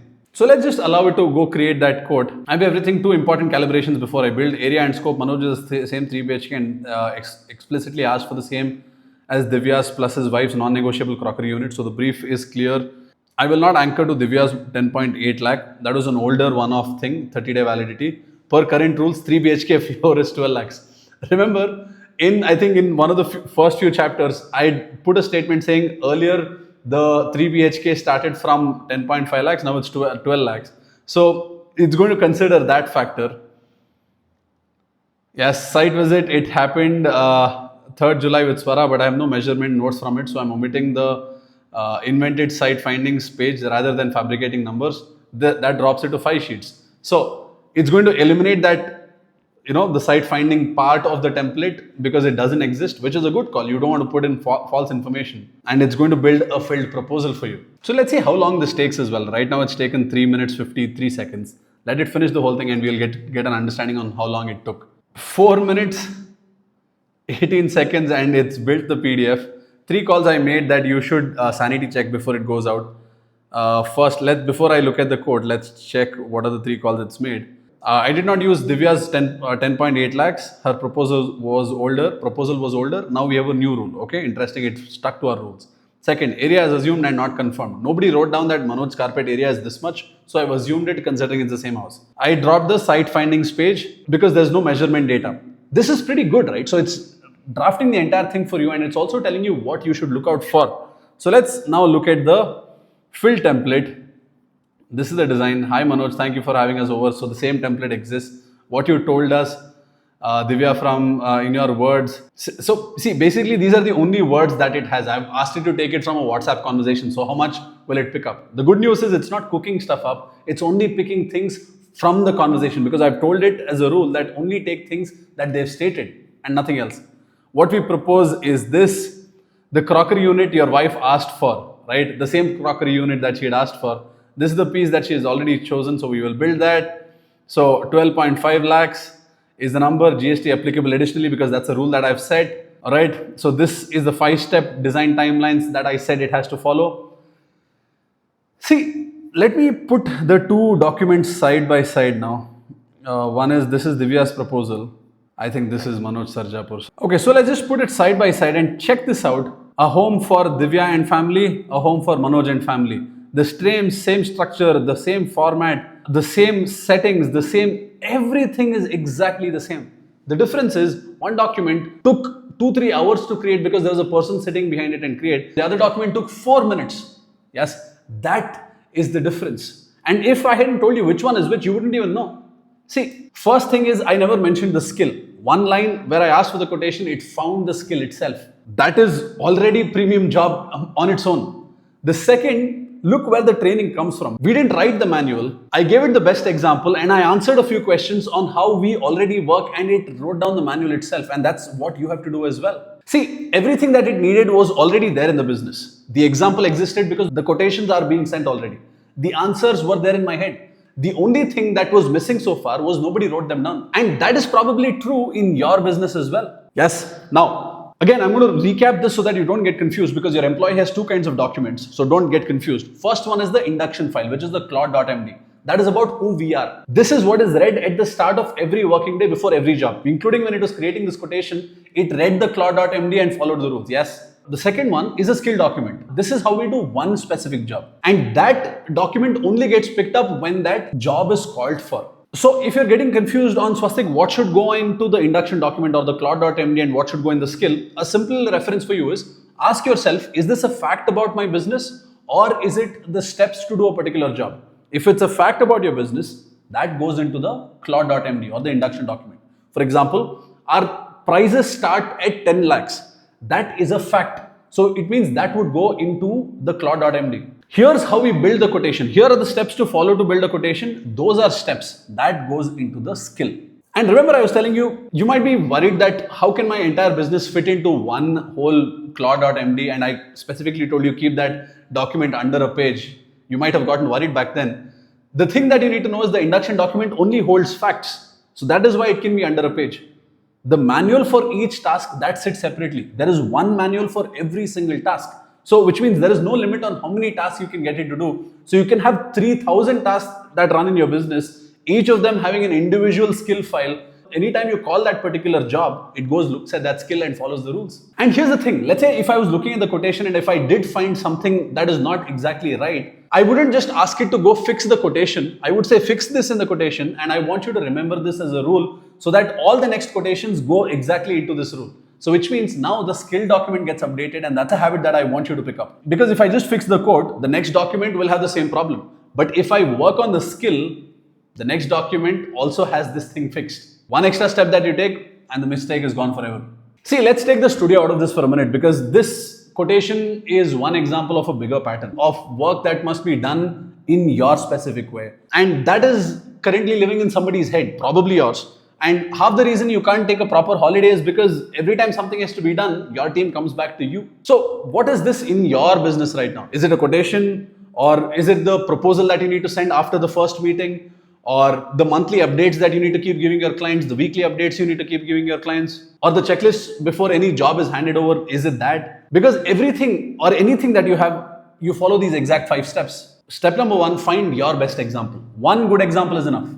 Step number 2, ask it to study the example and then interview you about how you did this job. That's step number 2. Step number 3, let it save the whole thing. Let it create it as a skill and save everything as a skill. Step number 4 is where you open a new chat and test it on a complete real job. You test it without mentioning the training. You don't say go pick up the skill of quotation. You just say what you want and go see if it picks up the skill. And step number 5, every time you make a correction, you go put the correction back into the training. You mention saying, hey, we fixed this, but I want you to remember to fix this inside the skill every single time. See, here's the thing. The minute somebody discovers a skill, people are like, okay, now I can create a skill. Let me create a skill for everything. Don't do that. The test is very simple. If you've done the same job at least 3 times or more than 3 times, and if you want it to run the same way every single time, go ahead and create a skill. Otherwise, just ask like how you usually talk to Claude or ChatGPT. And last thing before we're done, you don't always have to do the training yourself, because the set of skills that's already been created, let me show you that. Check this out. These are all the skills that has been created by somebody already, right? So you can come in here and see, check this. It says the sales plugin. Try asking for prep me for my next sales call, process my call notes into follow-ups. What it does is prospect, craft outreach and build deal strategy faster, prep for calls, manage your pipeline. Apparently this skill does all of that. And there are so many skills. Now, there are skills by partners as well, by a few different companies. And there are a few skills that's installed in your Claude Code. For example, these are a few skills installed in my Claude Code, right? The point is, you don't have to always create a skill. You can go look for these skills and you can see if there's something that's relevant for you. But the important part is, in this video, we've never picked up one of these skills we created from scratch. If you ask me, you have to do this for every part of your business because nobody sells you a kit for your business, right? So don't go running behind these skills and install 3,000 skills and suddenly get overwhelmed. Create these skills. I showed you exactly how to create the skill. And when you create it in this format, it will always work for you exactly the way you want it. If you go pick up another skill, it might save you that time of creating the skill, but what it does is you are following somebody else's business rules and not your rules. The reason I showed it to you is because, well, I'm teaching you Claude and I have to show you everything that exists, right? See, from chapter 1 to now, you've perhaps gone from thinking that Claude gives generic answers to you seeing Claude doing something magical, right?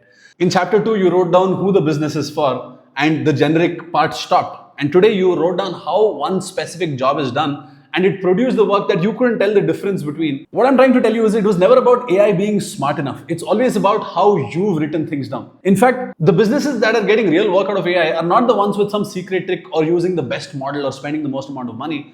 They're the ones who took one evening and wrote down how they want their work done, because that's what separates a person who's chasing the next AI trend or the next AI tool from a business that's actually using AI to make money. And I hope you are the person who wants to make money out of your business as opposed to running behind every AI trend. So let's see how far this AI employee has come along. Chapter 1, you hired the employee.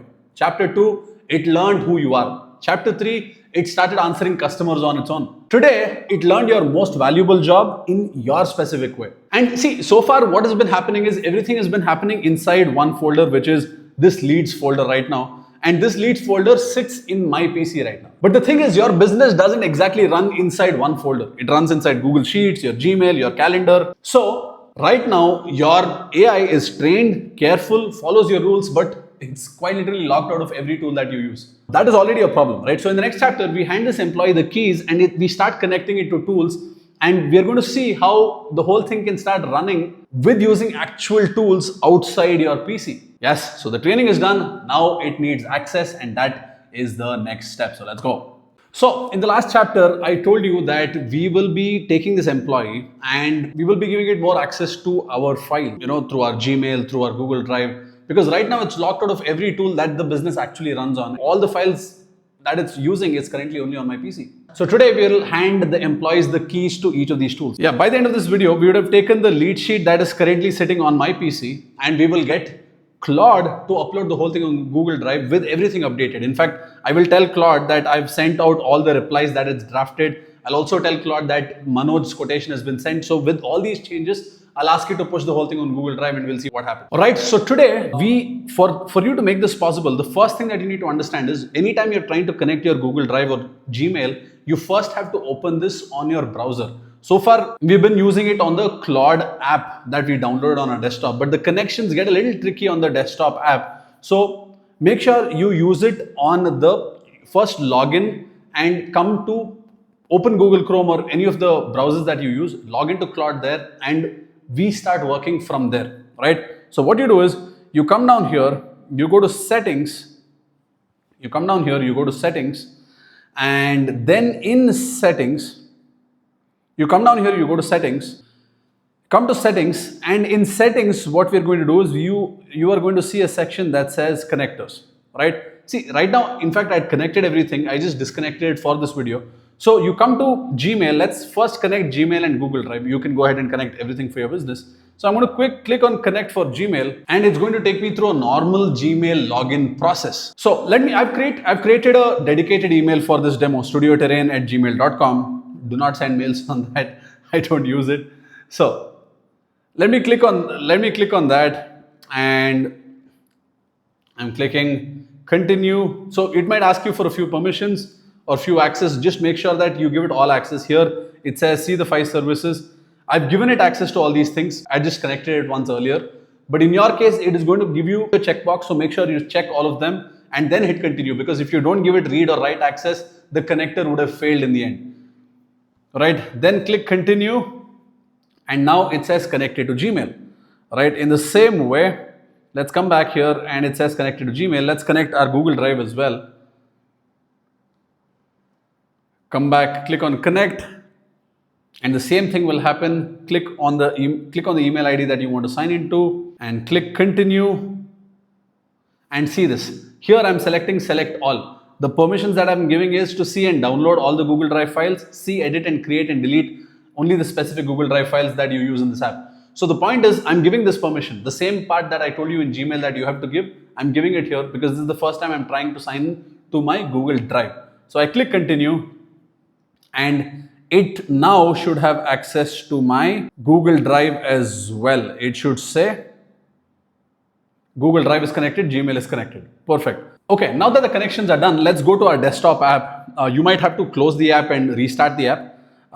Let's go to our connectors and check this. Gmail is connected, Google Drive is connected, and we go back to manage connection just to ensure everything is done. So everything has been connected. So here's what I'm going to do. I'm going to quickly send an email to studioterrain@gmail.com just to make sure everything is done. So let's say I got your number from a friend. We have a 3 BHK, blah, blah, blah. Thanks and regards, Vinod Sharma. So let me hit send. Perfect. So technically with my name, Swastik Nandakumar, there is an email that is landed on the inbox of Studio Terrain. So what we'll do is we will come back to our Claude here. It's pointing to the leads folder itself. I'm going to paste a prompt here. So it says that since we last opened the lead sheet, I've sent out every reply we drafted in the replies folder. It's not in the replies folder actually, but it's in that replies section.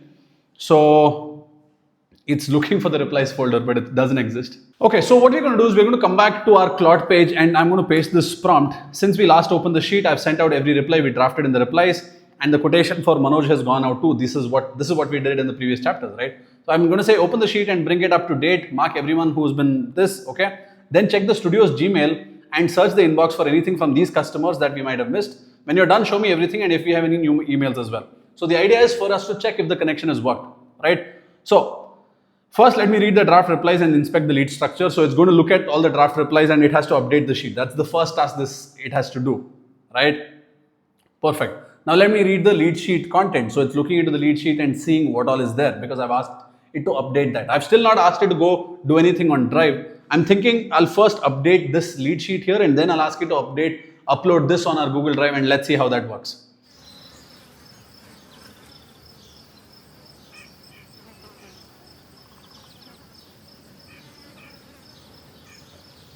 Check this, it says sheet updated. Now let me check the studio's Gmail for anything from these customers we might have missed. Let me search the studio inbox. Okay, it is searching for email threads from the authenticated user's Gmail account. Let me read the new lead in full and do a broader search to be sure that nothing from the existing customer is buried.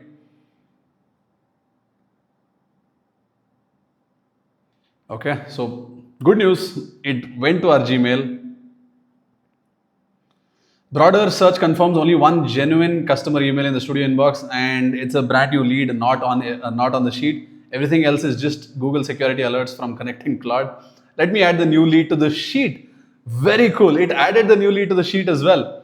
It says, I've updated the lead sheet, reset the as of date today because I think it's been a few days since we did the whole thing.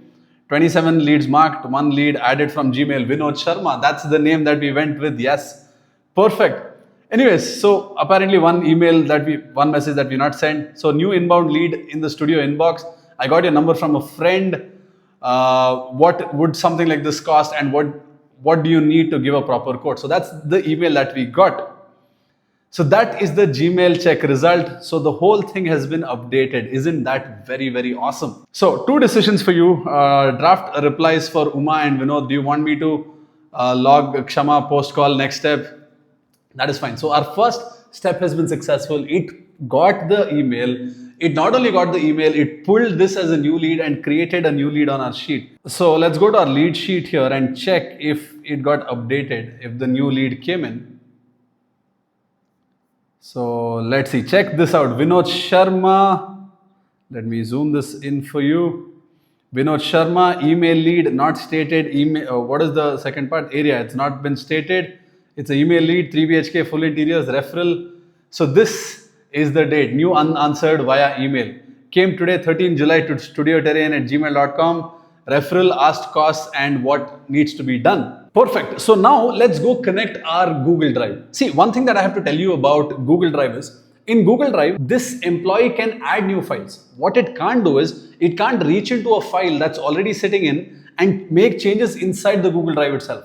Yes. So what we have to do is we have to pull the data onto our laptop first, and then we have to publish it back again. So that's the reason I made all changes here first, and then I'm going to be sending it to the Google Drive, because now once I put it on Google Drive, everybody else can access that. Yes. See, that is good news for you, because your existing data doesn't get tampered. Just in case something goes wrong and Claude has access to all your Google Drive files, and it goes and makes changes inside the drive, it can mess things up for you, right? So the good news is it can pull files, then it can make changes on the PC, and it can upload it as a new file. So which means you will have versions of it which will be pretty cool for you. So let's do one thing. Gmail was a success. So let me say, first I want you to upload this as a Google Sheet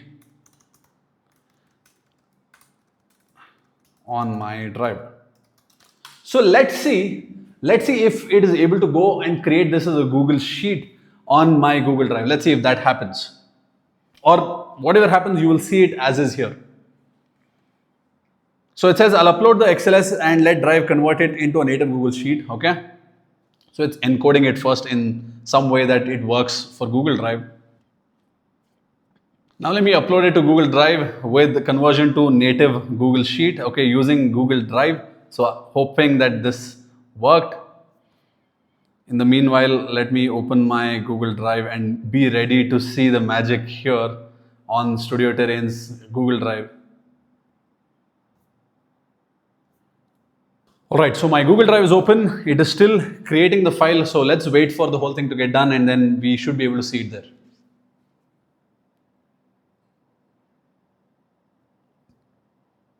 While it's going and doing that, let me give you the lesson for this chapter, and the name is perhaps the ugliest name in the whole course.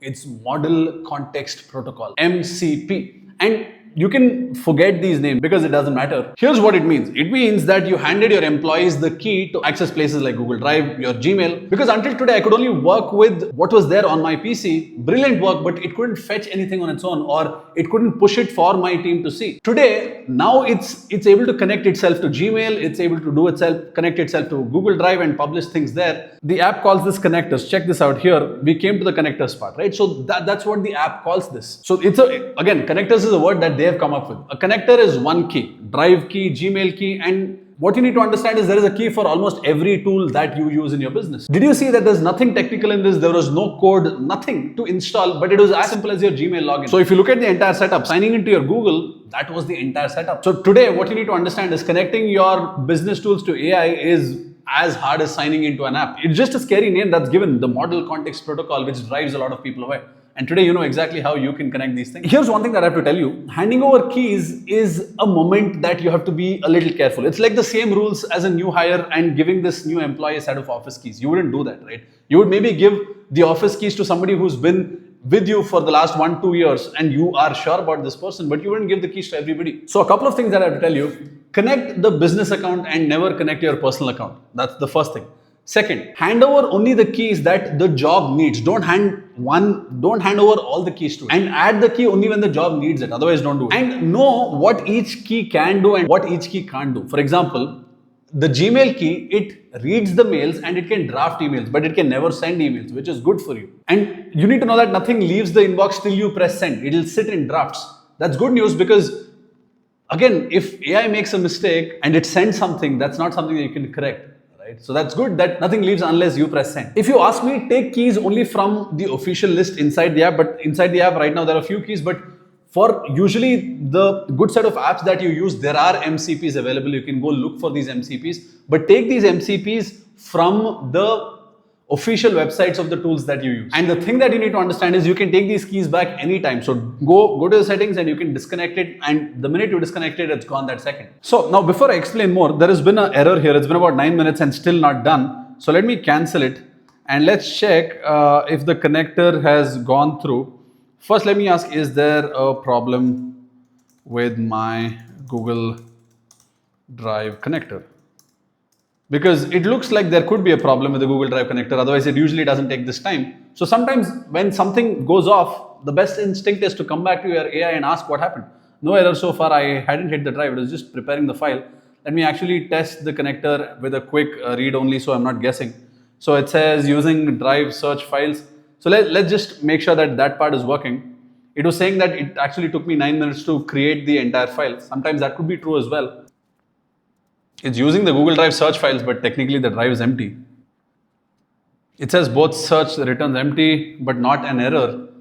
Let me confirm by doing the actual upload. So it's going back to the actual upload. So let's see if the upload gets done. So far, if something came on your mail, you had to copy it from your email and paste it here, go to your drive, do all the things on your own. That stops now. And it's not just for Gmail and Google Drive for that matter. There is an MCP for any business tool that you use, which might not be here. Just you can go to Claude and ask it saying, if, for example, if you use Slack, you can ask, is there a Slack MCP so that I can connect to my Slack? Or if you use any other tool, just ask Claude if there is an MCP for it. Once you start looking, you'll find everything already exists for you. And you can just give AI access to all these tools and you can run your entire business by sitting behind this chat box. That is where it really gets crazy. So let's go back here and see what happened. Your drive connector is not broken. Two things I saw: auth works, every call connected. I can't see your existing files. The upload error was just now was mine, not the connectors. Okay, there was an upload error here.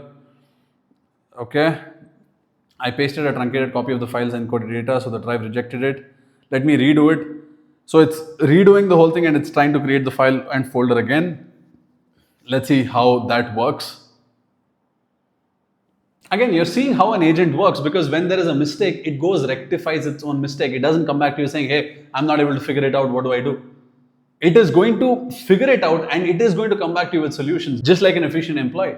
A good employee, somebody who really is an asset to you, is not somebody who comes back to you with questions, is usually somebody who comes back to you with a problem and a solution to the problem. Yes. Looks like there is another error with the Google Drive here.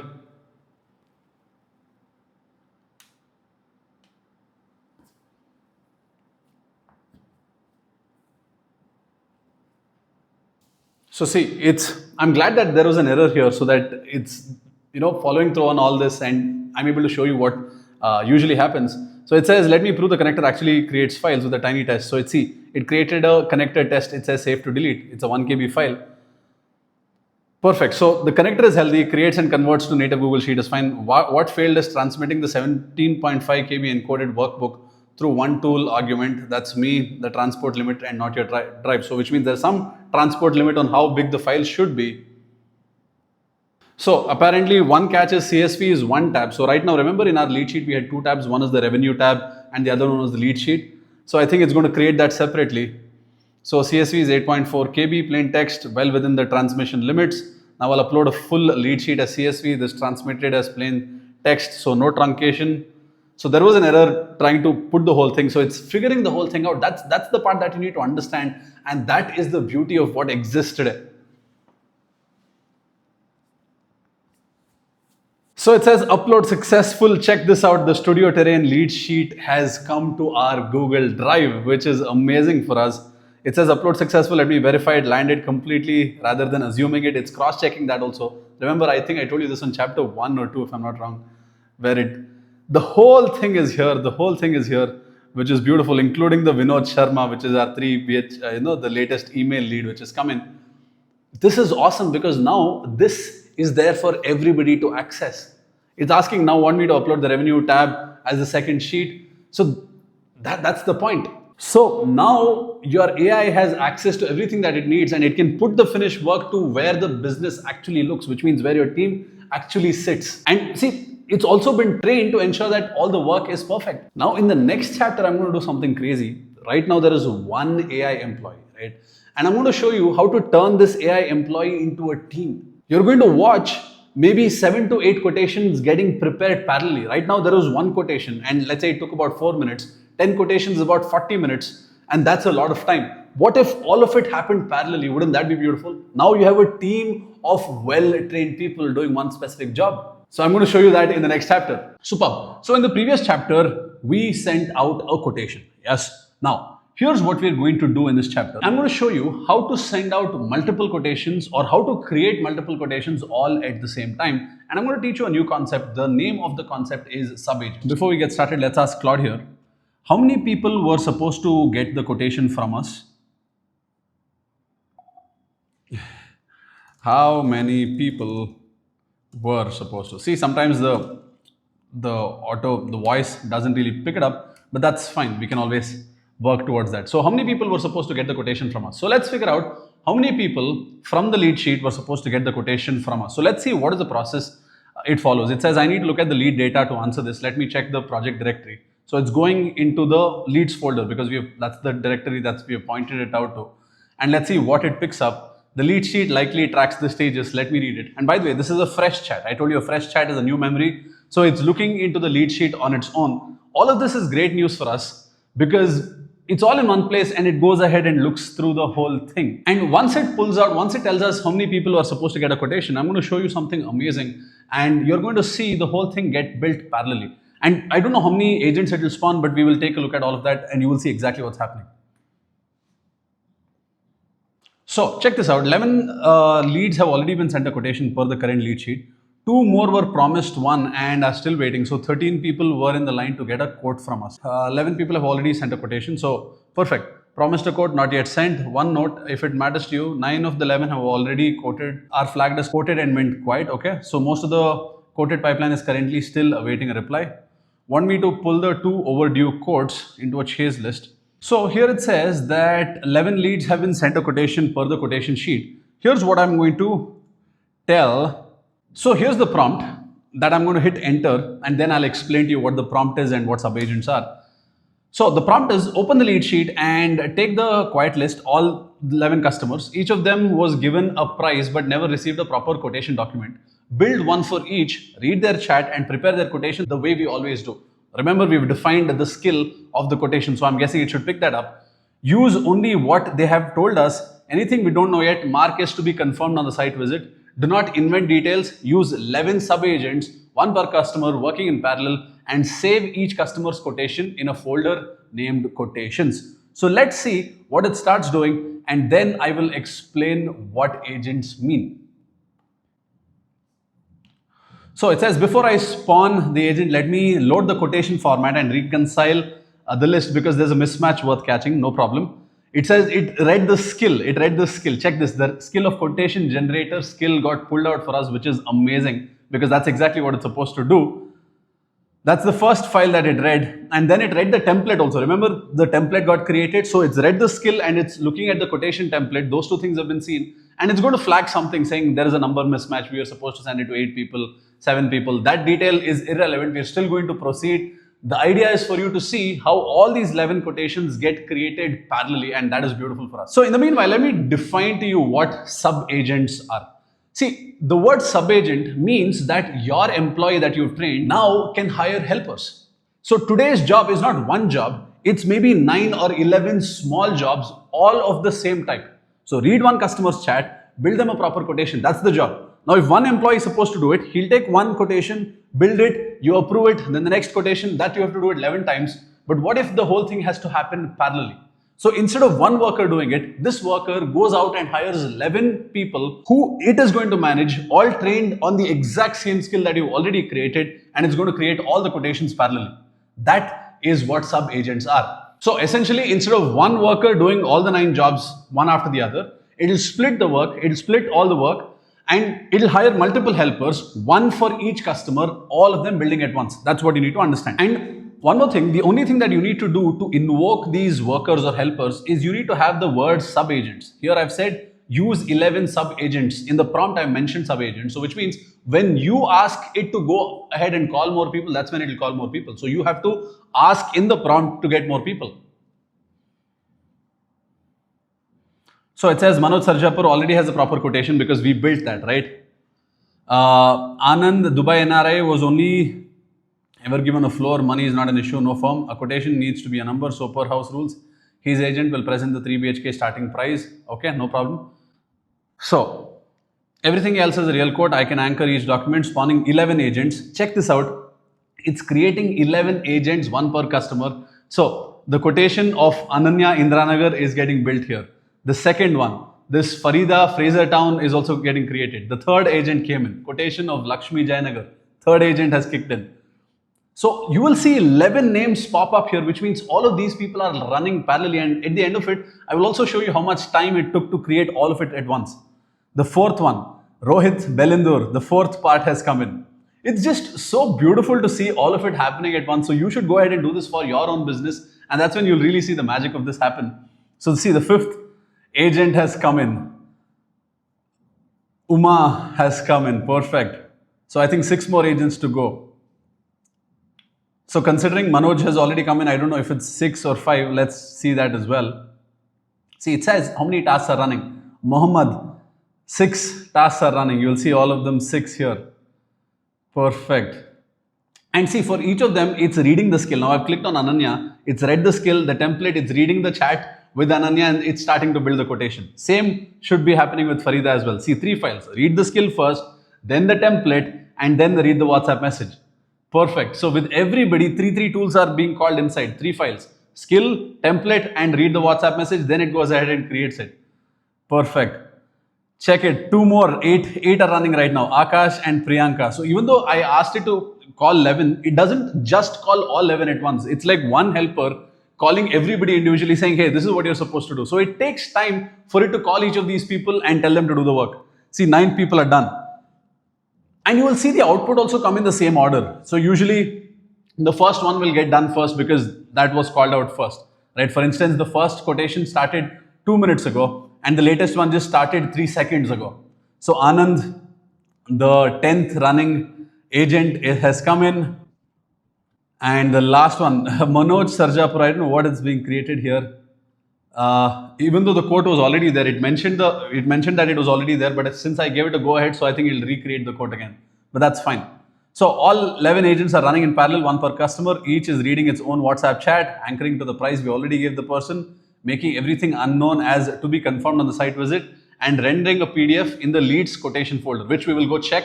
Once it says it's done, we will go check that. So I'll report back when they finish with a summary of what has to be done. 2 I'm watching closely is Anand. If his chat has no firm number, his document uses the 12 lakhs 3 BHK starting price. Okay. Ganesh, his 6.5 lakhs is a partial scope, so his document won't pretend to be a full 3 BHK. That's fine. See, it's changing things based on what the customer has said. You and I, at this point, you and I have not read what these clients have said. So you don't know exactly what they're saying, but in your business, you know exactly what your customers are telling you. So you will know when it says something like this, you'll know exactly what is happening. That's the important part here. So let's see. Check this out. Home for Akash and family. I think 1 quote has already gotten created. Was this the first one? Akash somewhere came in between, but I think his quote got done. Priyanka and family is done. Mohammed and family is done. Superb. We will go check all of it at once. It's just opening everything suddenly now. So let's see. It's created a folder named quotations. I'll full screen my screen here. Okay, so it's created a folder named quotations here. Check this out. And right now there are 5 quotations that have been created. I'll just wait for all of them to be done. See, if you see, the number of running tasks are also ending, which means it's wrapping it up. 6 are still running. The remaining are already done. Yes. So 2 done, 9 to go, 3 done. It'll keep giving you updates like that as well. Perfect. Now here's what you need to understand. See, the last one is almost about to get built. The last 2 are pending here. And the max time it's taken is 5 minutes. So 11 quotes roughly got created in under 6 to 7 minutes. All 11 quotes exactly the way you wanted it. Your rules, your structure. Imagine sending out 11 quotes and each quote to the fastest person, let's say it took an hour and a half to build. 11 quotes would have been 1 entire days of, not even 1 entire day, 2 entire days of work to send out 11 quotes. And the whole thing is happening under 10 minutes for you. Isn't that the craziest thing that you're experiencing? So let's go back to this folder and let's check this out. Let's just open one of them. Let's check this Ganesh quote and see. Home for Ganesh and family, Electronic City phase 1, exactly like we wanted, the whole structure. All right. This is page 2. Dear Ganesh, the first message comes in, what you told us. This is, by the way, again, all of this is based on the WhatsApp chats. If there were transcripts, it would have taken all of it and put it back here. Yes. What we propose room by room, that part is also done. The investment is 6.5 lakhs. It says partial scope, kitchen only because, okay, kitchen, 2 bedrooms, wardrobe, TV, false unit. This number changes only if you add scope. So let's go to Ganesh chat and see what he's actually stated, just to be sure that it's taken everything properly. So let's go to the WhatsApp chat with Ganesh here. Okay, so this is the WhatsApp chat with Ganesh because this is the only reference that we have. Ganesh Electron, hi, inquiring for 3 BHK interiors. What would be the cost? Hi Ganesh, for a full 3 BHK, we start at 10 lakhs, but to be honest, but the honest answer depends on the flat. Can you do a quick call? Okay, Saturday morning, Saturday 11 a.m. works, for I will join in. Perfect. Swara says, Ganesh, great speaking to you today. Sending the detailed quote tonight, 6.5 lakhs for the scope we discussed. Kitchen, 2 wardrobes, TV unit, ceiling, and paint. So let's see if that has taken. Kitchen, 2 wardrobes, TV unit, ceiling, and full paint. Check that out. Exactly based on what was had in the conversation, it creates a quote. That is the part that I want you to understand here, because think about this. This is where the game changes for you in your business. And the thing is, all of this gets created exactly the way you want it, and if you get it to do it 100 times, it will create it 100 times following your rules. Now, let me explain when to call in sub-agents and when to use a team of people. A team makes sense when the work is a pile. See, we've been giving it a pile of work. The thing is, when there are a lot of moving pieces, and all are the same kind of output that you want, and you want all of it done very quickly, you would call a team of people and say, you know what, spawn multiple agents to go ahead and create the entire thing all at once. So which means if you very clearly defined exactly what has to be done, you want people doing the same piece of work over and over again, you would just get all of it done parallelly, and that's when you call a team. And see, here's the thing, once you set up rules, you can use this in multiple ways. Let's say if your customer reviews, if you have to go reply on Google reviews, you can have a way of replying to the messages, and let's say if there are 100 messages that you need to reply to, you can create 100 agents to read each of the 100 messages or the reviews, and all of them get responses in less than 5 minutes. That is the beauty. And multiple things. Let's say it's not just reviews. Let's say if somebody has given you quotations, if 3 suppliers have given you quotations, you can ask 3 helpers to come in and read the entire quotation and start comparing all these 3 parallelly. So for that also you can call in helpers. And when should you not call a helper? If there is one job and the second step of the job depends on the previous step getting completed, in this place you don't call a helper, because there is one person who has to complete one job and then go to the next job. There is a dependency on the previous job or the previous step to go to the next step. In this scenario, you don't call helpers. See, one thing that I have to tell you here is calling in helpers are not exactly free, right? Let's say if you had to hire 10 people all doing the same thing, you had to pay 10 employees. So what you need to understand is when you call helpers, your monthly limit gets used much faster. So I'll give you more details on the costing and stuff slightly later in a different chapter maybe. But the point is, helpers are not exactly free. They do cost you some limit of your monthly usage or your weekly usage. You just need to keep that in mind. See, till now, the AI employee that you created had one limit. That is that it is just that there was one person behind. Now today, this AI employee has gotten helpers as well. So which means he can go and multiply his output. That has become crazy. And you see how powerful your AI employee is getting. You gave it the keys. You gave it a skill, you gave it a deep understanding about your business. You're also giving it a team of people who can do it faster. You see how things are just scaling. If you had to do this exact same thing with a team of people, just imagine how long it would take you. This is where I'm trying to tell you that AI as a business owner is a completely different game. You don't need to sit and learn AI and learn about the models and learn about tokens and the coding part. You need to understand these concepts so that you can use this in your business exactly as I'm teaching you. Now that we are coming to an end of this chapter, let me quickly tell you what we are going to do in the next chapter. So we've created a very powerful AI at this point, but the thing is, everything only works when I show up and I sit in front of the PC. Now, honestly, that's not bad for how much work is getting done. But you watching this means you want so much more, right? You want it to work on its own at different times. Let's say you say that, hey, by the end of the day, I want you to create a detailed report of what all happened, and I want you to keep this report ready for me on my desk at 7 in the morning tomorrow. It should be able to do that. And quite frankly, it can do that, and that's exactly what I'm going to show you in the next chapter. Okay, so we are done with 6 chapters, and this is the 7th one, and every single job started the same way, where I sat down with this laptop, I asked something and it delivered, right? Today, that part changes a little. And to make this very real, this chapter is going to happen across 2 real days. One is me recording this right now, that's this afternoon. I set up one thing and it's about 2 minutes of typing, and then both of us go home. So this video happens across 2 days. One is this afternoon where I set one thing up and maybe about 2 minutes of typing, and then both of us go home. And then tomorrow morning, just after 7, a report would have arrived on its own. Nobody types anything. And in the report, there'll be 3 things done. One is what came in yesterday, who to call first today, and what moved in the business yesterday.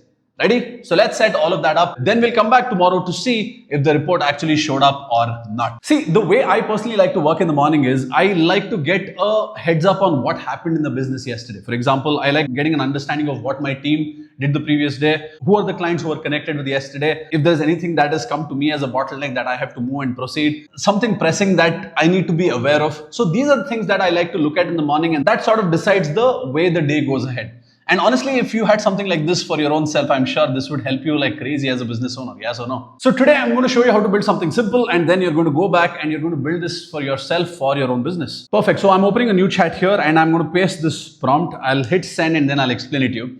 It says every morning at 7, go through the leads inbox and the lead sheet and write me a short morning report. Cover 3 things: what came in since yesterday, who we should call first today, and why, and what's moved on the quiet list, including any quotation still waiting to go out. Keep it short enough to read over tea. Save it as a new file with date in its name in a folder called morning report, and save a copy for the studio's Google Drive so that I can read it on my phone. Perfect. The right move here is to set this up as a scheduled routine, not just run it once. So it has to happen recurring every single morning, right? So let me load the schedule skill.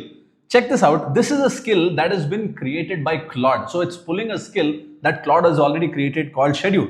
So the skill says every morning at 7 a.m., go through the leads inbox and lead sheet and write a morning report. What came in since yesterday, who to call first today, what moved on the quiet list, including any quotation still waiting to go out. Save as a dated file in a morning reports folder and save a copy to the studio's Google Drive as well. So it's asking me, allow Claude to use create schedule task. So it's asking me if it's okay to create the task. I'm going to say allow here.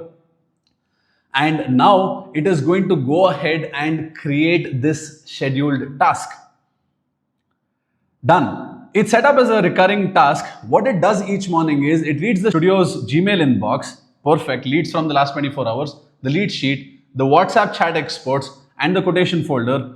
Write a short T-length report with your 3 sections: what came in, who to call first, and why, and a quiet list movement including any quotation still stuck. Saves it in the morning reports folder. Let's see if it's created a morning reports folder. Check this out. It's created a morning report folder. I thought it'll create it tomorrow, but it's already created. So that's also gotten done. 2 things to know. Schedule tasks only run while this app is open, which means my PC has to be on and open.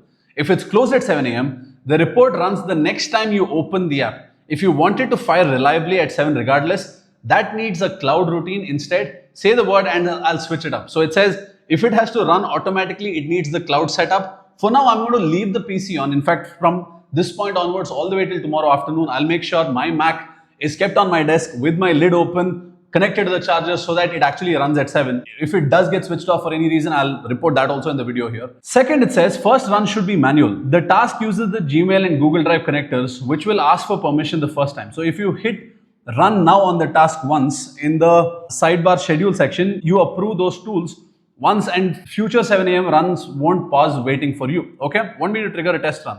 Okay, so let's say I'll just say yes, run a test now, because it says that the first test has to be manual because it has to read the Gmail and Google Drive connectors, right? So let's do a manual run now.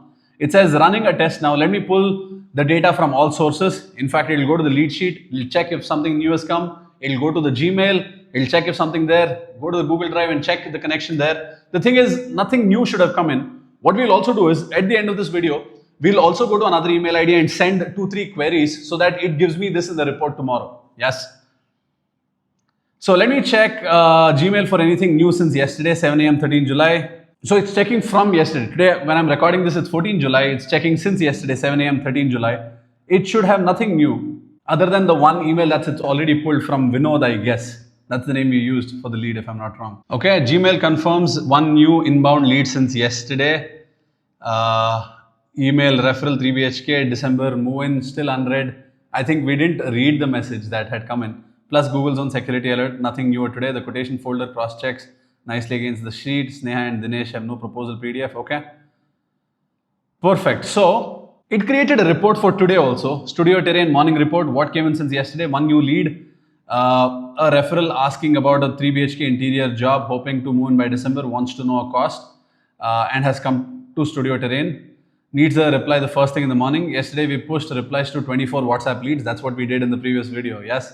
Nobody has replied back yet. So today is about follow through. So who are the first people to call? So perfect. So in this particular format, it will create it tomorrow morning as well. And it says that it has already created this on the Studio Terrain Google Drive as well. So let me go check. Let's just go to the Google Drive here and yeah, let me open Google Drive of Studio Terrain and check. Check this out. Morning report has been created. It's a Google Doc for today's report. And Studio Terrain morning report has been created. The exact same report that I read out there has been created here as well. So this is beautiful. So the first run was successful. But the real beauty in this is when the whole thing happens tomorrow all over again without me being there in front of the PC. Yes, so this is done.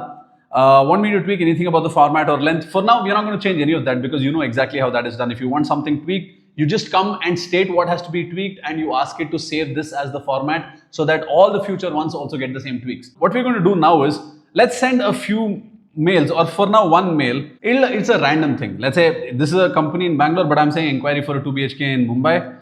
I know you guys are from Bangalore. So what I've said is, I know you guys are from Bangalore. I was wondering if you can work for my house in Mumbai. My friend Divya, who's worked with you, says that I have to hire you guys. Looking forward to hearing from you. The point here is, tomorrow in my box, it should say that there is this person who has sent a message and, it should show up in my report. That is what we are trying to figure out. Yes, perfect. So let's wrap this part of the video now and I'll come back to it in the morning when I get this report. Hopefully I get this report. I'll keep this PC on. So I came to the office in the morning and here's the thing. Let's open my drive here. Check this out. Check this out. The morning report, it came in at 7:57. So let me open the activity here and I'll tell you, it is supposed to trigger at 7. You might be thinking, I'll tell you what happened as well. Check this out. This got created at 7:55 a.m. today. So which means that is the point I came to the office and I opened the laptop. So somewhere at about 7:45 I opened the laptop and then it processed the whole thing. I'll tell you what ended up happening. There is a feature which turns off the screen for power saving. I forgot to turn that feature off, but that's the reason this didn't happen. But that's not the point. The point is this document has been created. So let's open the morning report for 15th July. And let's check it out. It says Studio Terrain. This is the mail that we had sent yesterday. Remember, Mumbai 2 BHK inquiry in the name of Rahul Sharma. It says a Divya referral, but the home is in Mumbai outside Bangalore. So maybe you should decline it. See, that's based on our rule. Anything that's outside, it has to be declined. That's what it's saying. Yes, like we declined another client from Mysore. So reply politely, no site work possible. So don't chase this client. Good point, right? Second one code calculator submission looks like a test. Name Swastik with this number. Dummy details, almost certainly you testing the new calculator, not a real lead. Here's the thing.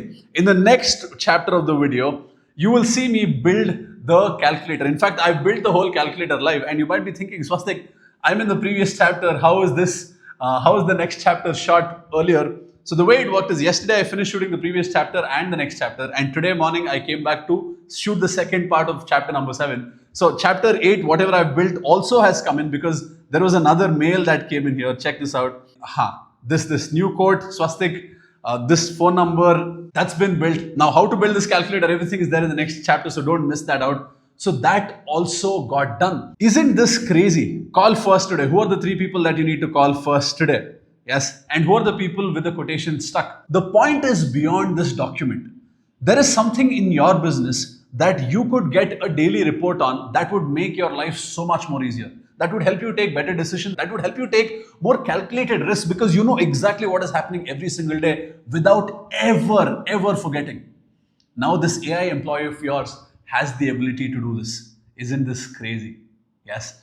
Go set this up for yourself and you can ask anything out of it. If you want it, you can make this document longer. You can make this document shorter. You can get this document sent to somebody else. You can get their respective documents sent to them, which means if you have a team of 10 people, you can get 10 different documents sent to them where they read it in the morning first and they go through their day. Anything is possible. Anything that you can imagine is possible today, and that is the power of what we've built. So what I want you to do is I want you to think through where something like this, a recurring step, something where the AI employee works on its own, takes all the data, comes back to me, where is this needed for me? Think about that and go set that up for yourself. And I will see you in the next chapter where I take you through how to build a web app without coding, without a designer, without anything, all in front of you. I'll show you how to build it. In fact, I've built it fully live with all the errors, all the mistakes. You've seen it happen. In fact, I intended to build something else. It went in a very different tangent, very different direction, and the video has that part of the chapter has come out very, very useful. So make sure you really pay attention to it and you watch it. And I'll see you in the next chapter. Let's go. We've come to chapter 8, and this is going to be perhaps the craziest of the chapters. So if you've gone through all the previous chapters where you've understood everything about how we've set up your employee, coming here is perhaps going to be the most fruitful and the most mind-blowing chapter for you. Because everything we've built so far works on what the business already has. The chats, the prices, the sheet. Today is quite different. Today I'm going to ask the employee to build something that the business has never had. By the end of this chapter, you will have a page on the internet at an address that you can actually type on your phone and open up. And a customer opens it, picks their home, gets an honest price and their price range in less than 30 seconds. And then if they want, they can start a conversation with you on WhatsApp. All of that is going to go live on the internet. And I'll show you exactly how you can do this for your business on anything that you want to build. Yes, is that crazy? And through the whole thing, you will see that you will not write a single line of code. You don't need a developer, you don't need a designer, you don't need anybody. You just need your PC, Claude, and this video to follow along. Think of almost any inquiry that you watched come in. Almost everyone starts with how much does it cost? And the thing is, answering this properly takes a conversation. At least for the business like Studio Terrain, it's about what kind of home, what work, what finish, and then explain the whole process, and then you give them a rough price. And the thing is, most businesses, the answer is the price usually depends, which is true, and they're like, let's talk. And the customer who wanted a rough idea, they just quietly move on, and usually it doesn't come down to the cost. So what we're going to build is we're going to build a page where the customer answers 3 small questions and they get an honest starting range straight from our price list, our rules, not exact numbers, but we give them a range, all of which they can check on their own without even having to get in touch with us. And the serious ones, we'll put a WhatsApp button there where they click a message and their message reaches you with all the details in it, and the window shoppers, perhaps they just leave. And the best part of this is it works at midnight, at 1 in the morning, at 2 in the morning, on Sunday, while everyone's sleeping. This thing will always be running on the internet, and that's exactly what you want, because your customers are not there from 9 to 5 when your work hours or shop is open. Your customers are looking around at random times, and you should be available for them at any time that they are available. Perfect. So let's open a new chat in the leads folder, and we're going to change this to the plan mode. You remember the plan mode? If it's a big job, you need to plan it first before it gets to work, because I want the whole thing planned and I want it to show me how it's going to build it before it starts building it. Yes. Perfect. So let me paste the prompt and then I'll explain the prompt to you. The prompt is build a studio, a 1-page instant quote calculator. That's what we want. As one single file that we can later put on the internet. A visitor picks their home type, 2 BHK or 3 BHK, roughly how big it is, and a finish level, standard or premium, and show them an honest starting price range based on our pricing. Not one fixed number, but with one line on what's included at that price. Under the result, also have one button, chat with us on WhatsApp, which opens WhatsApp with a message that already includes their selections, so that they don't have to type it all over again to this studio number. I'll put a number here where it can send a message to WhatsApp. Design it for a phone screen first, because people usually open it on the phone. Keep it warm and simple and use only plain language a homeowner would understand, not complex jargon. See, this, you can take this prompt and you can customize this to anything that you want to build. Right now, it's on the plan mode. It says, I'll start by exploring the project to find the pricing file, any brand assets, and the studio's WhatsApp number before I plan. Okay, so it's gone through the whole thing and it's read 3 files. Check this. First is the Claude.md. I'm just repeating all of it just to show you that it's following the structure.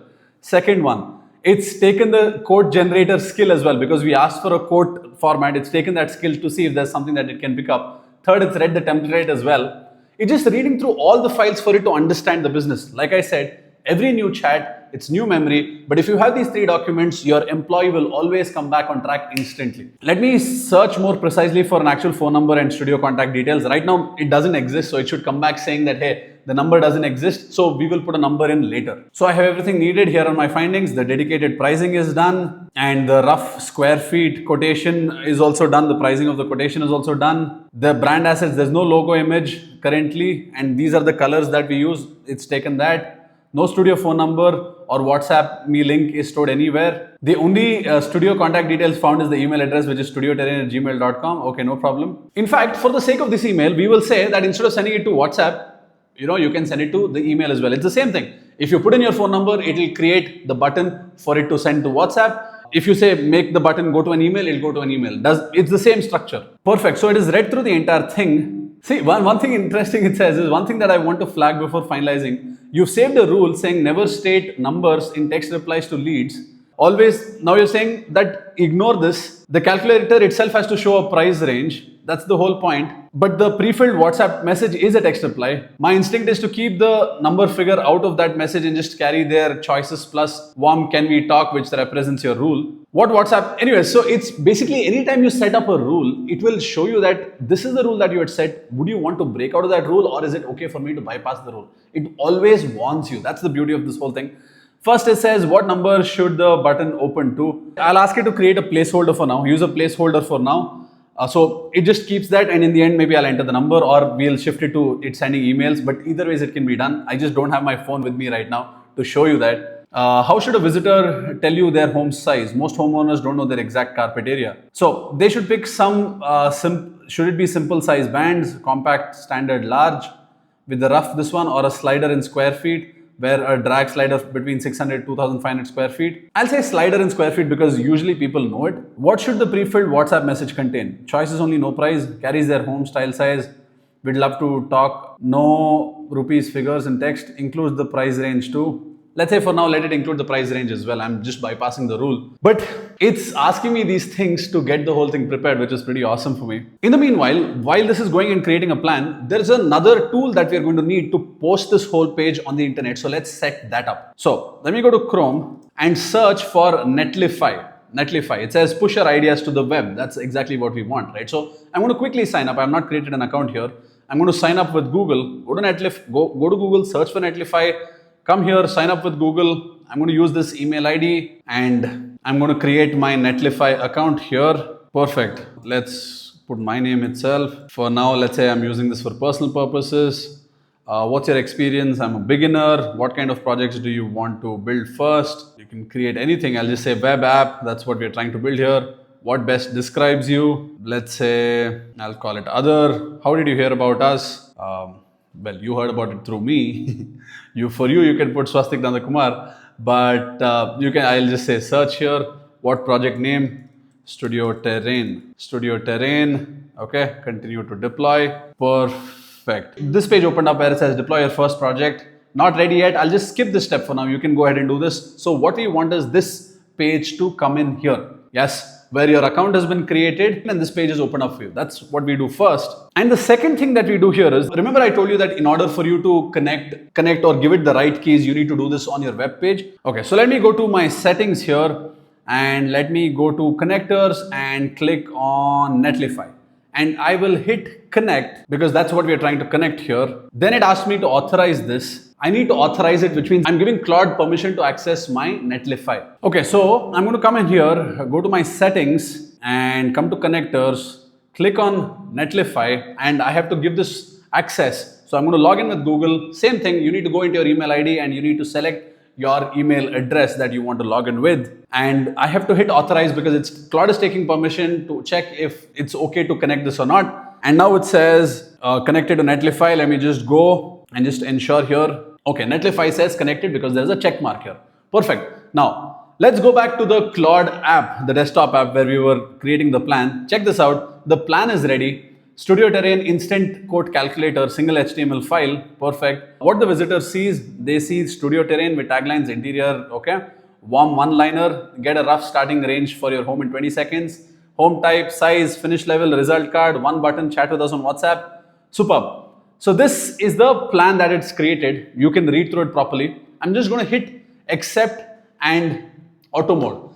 So now this whole thing is going to get started. And what we have to do is, remember now we've created Netlify, but for Netlify to show up on my Claude app, I need to refresh my app. So let it create the whole thing and then I'll close Claude and open it again so that Netlify is connected. For now, let it go ahead and build the entire structure. Let's validate it here and then we will publish it online. Now, let me quickly explain the whole thing. I showed you Netlify. Remember in chapter 5, the keys, there's one more key which is called Netlify. What this key does is, This is a service that puts pages on the internet. Very simple. So same story, like you saw, normal sign in on their page, very quick. There's no coding done here. Yes. So allow Claude to act on the file. Allow once applies to this page only. Allow always saves on this device. I'll say always allow, so that because it's working on a specific file, that file you can always go ahead and update it. I've given it permission. So check this. What it's essentially doing is it says use Claude browser resize window. So what Claude is doing is it is checking the whole thing in its browser to see how the page looks. We are not able to see it as yet,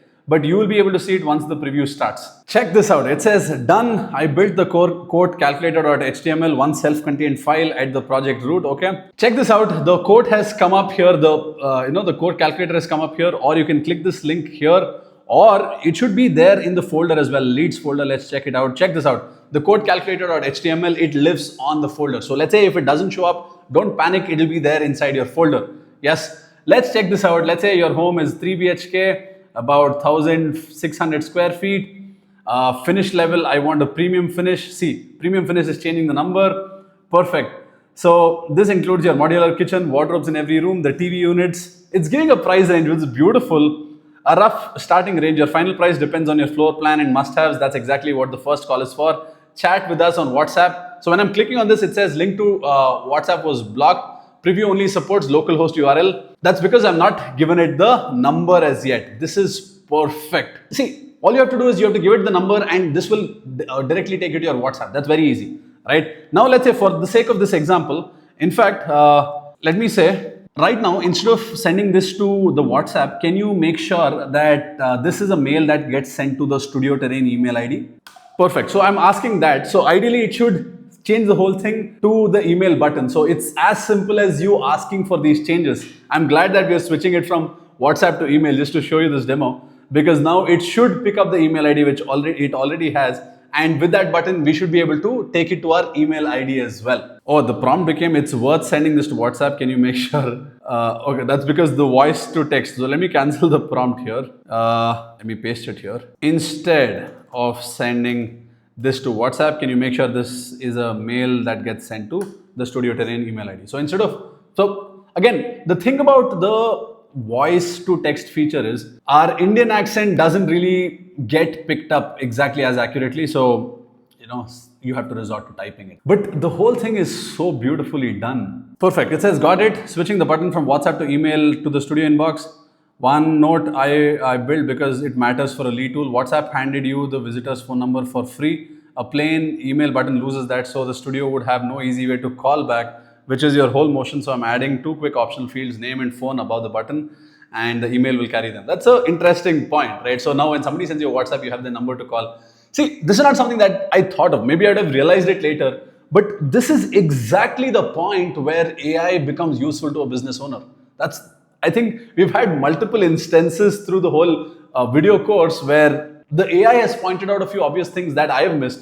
And exactly in the same way, you would have missed out on a lot of things in your business as well. And if you make AI your co-founder in your business, it's one of the best things you can do, because it will point out things that you don't even realize. So, perfect. It's still going to make those changes. Now let me verify in the browser. Once the whole thing is done, it should show up here itself, and then we're going to publish the whole thing to Netlify. But before we publish it, we have to close it, and then we have to restart it. And by the way, when you are creating this on your laptop, there's a possibility that it might ask you to install a few tools, something named as Node, something around that is required for it to build these apps. I have it already installed on my PC, and maybe years ago when I first started doing it, 1.5 to 2 years ago when I first started building these apps, when it asked me all these things, I would have installed it. So when it asks you to install something that is not there on your PC, just go ahead and approve it. It will pull out all the things. It will do the installation for you. You don't have to break your head. That's where it gets crazy. Yes, perfect. Check this out. Now it's built everything. Let me check. 3 BHK, 1,550 square feet. Your name. My name is Swastik. And for now, I'll put the number as 1, 2, 3, 4, 5, 6, 7, 8, 9, 0, and email us the details. Okay, so link to mail to was blocked. Preview only supports localhost URLs. Not a problem. So it's not opening. Earlier, I thought it's not opening because the WhatsApp number was not put, but it's actually not opening because this is a local preview. Once you deploy to the internet, it should work. Yes, the email address, I use Studio Terrain. It's confirming. Your own email here is this, which I've logged in. So the email ID that I've logged into my Claude is different from this. So it's asking if that is okay. Yes, that is okay. how mail to actually works so that there's no surprise later. This opens the visitor's email app for them to hit send. The page itself can't silently send email, that's fine, but it has a weak spot. A visitor with no mail app set up or a desktop without a default mail client taps the button and nothing happens, and you never know they tried, for a tool whose job is to not lose leads that matter. So it's saying that the way it works is on the phone, when somebody clicks it, it'll open their mail app and that's perfect. But on the desktop, it might not work as well because there is no default app. If you want the studio to reliably receive email inquiries as a real email, even when the visitor has no mail app, I can wire the form to a free form to email service, example Web3 forms or forms free. It's suggesting that, you know what, instead of sending you an email, why don't you redirect it to a form, and it stays one file, but it needs a 2-minute sign up to get a key, and it does not send data through that. It stays one file, but it needs a 2-minute sign up to get a key, and it does send data through that third party. You want me to set that up or keep it simple? In fact, you know what? Would you like me to go ahead and build this using that so that this becomes an extended app building session for you? Yeah, let's go ahead and do that. Let me first check, is this tool free? Because I don't want to pay for it right now. And I would assume that in your business, you wouldn't want to pay for it as well. I'm just trying to show you, sometimes it's just as easy as figuring these things out with Claude itself and following the instruction that it gives you, and the whole thing gets done. You can run this with zero ongoing cost. The calculator itself is free. It's an HTML file. The current mail to service is free. The form to email plan, free plan, roughly 250 inquiries a month. No account key, no sign up at all. Form submit, unlimited forms free. Free plan is smaller, around 50 per month. Putting it on the internet is also free. Perfect. Okay, it's saying, according to me, these are free based on the old plans. So let's quickly go on the internet and check for Web3 forms. Check this out. This is what it recommended, right? Web3 forms. So I Googled Web3 forms. So it says free contact forms from modern websites. So let me quickly sign up. Again, the sign up is as simple. This is not something that I had planned to do for this video at all, but the whole thing came in because, you know, Claude suggested it. So let's go try it out. I'm building this the first time. I'm seeing this tool for the very first time in my life as well. I'm building the whole thing live with you. So Web3 forms got done. Choose your plans, set up your form, make it yours. I agree. Perfect. I'm going to go with the free plan for now. They have some $3.99. My first form.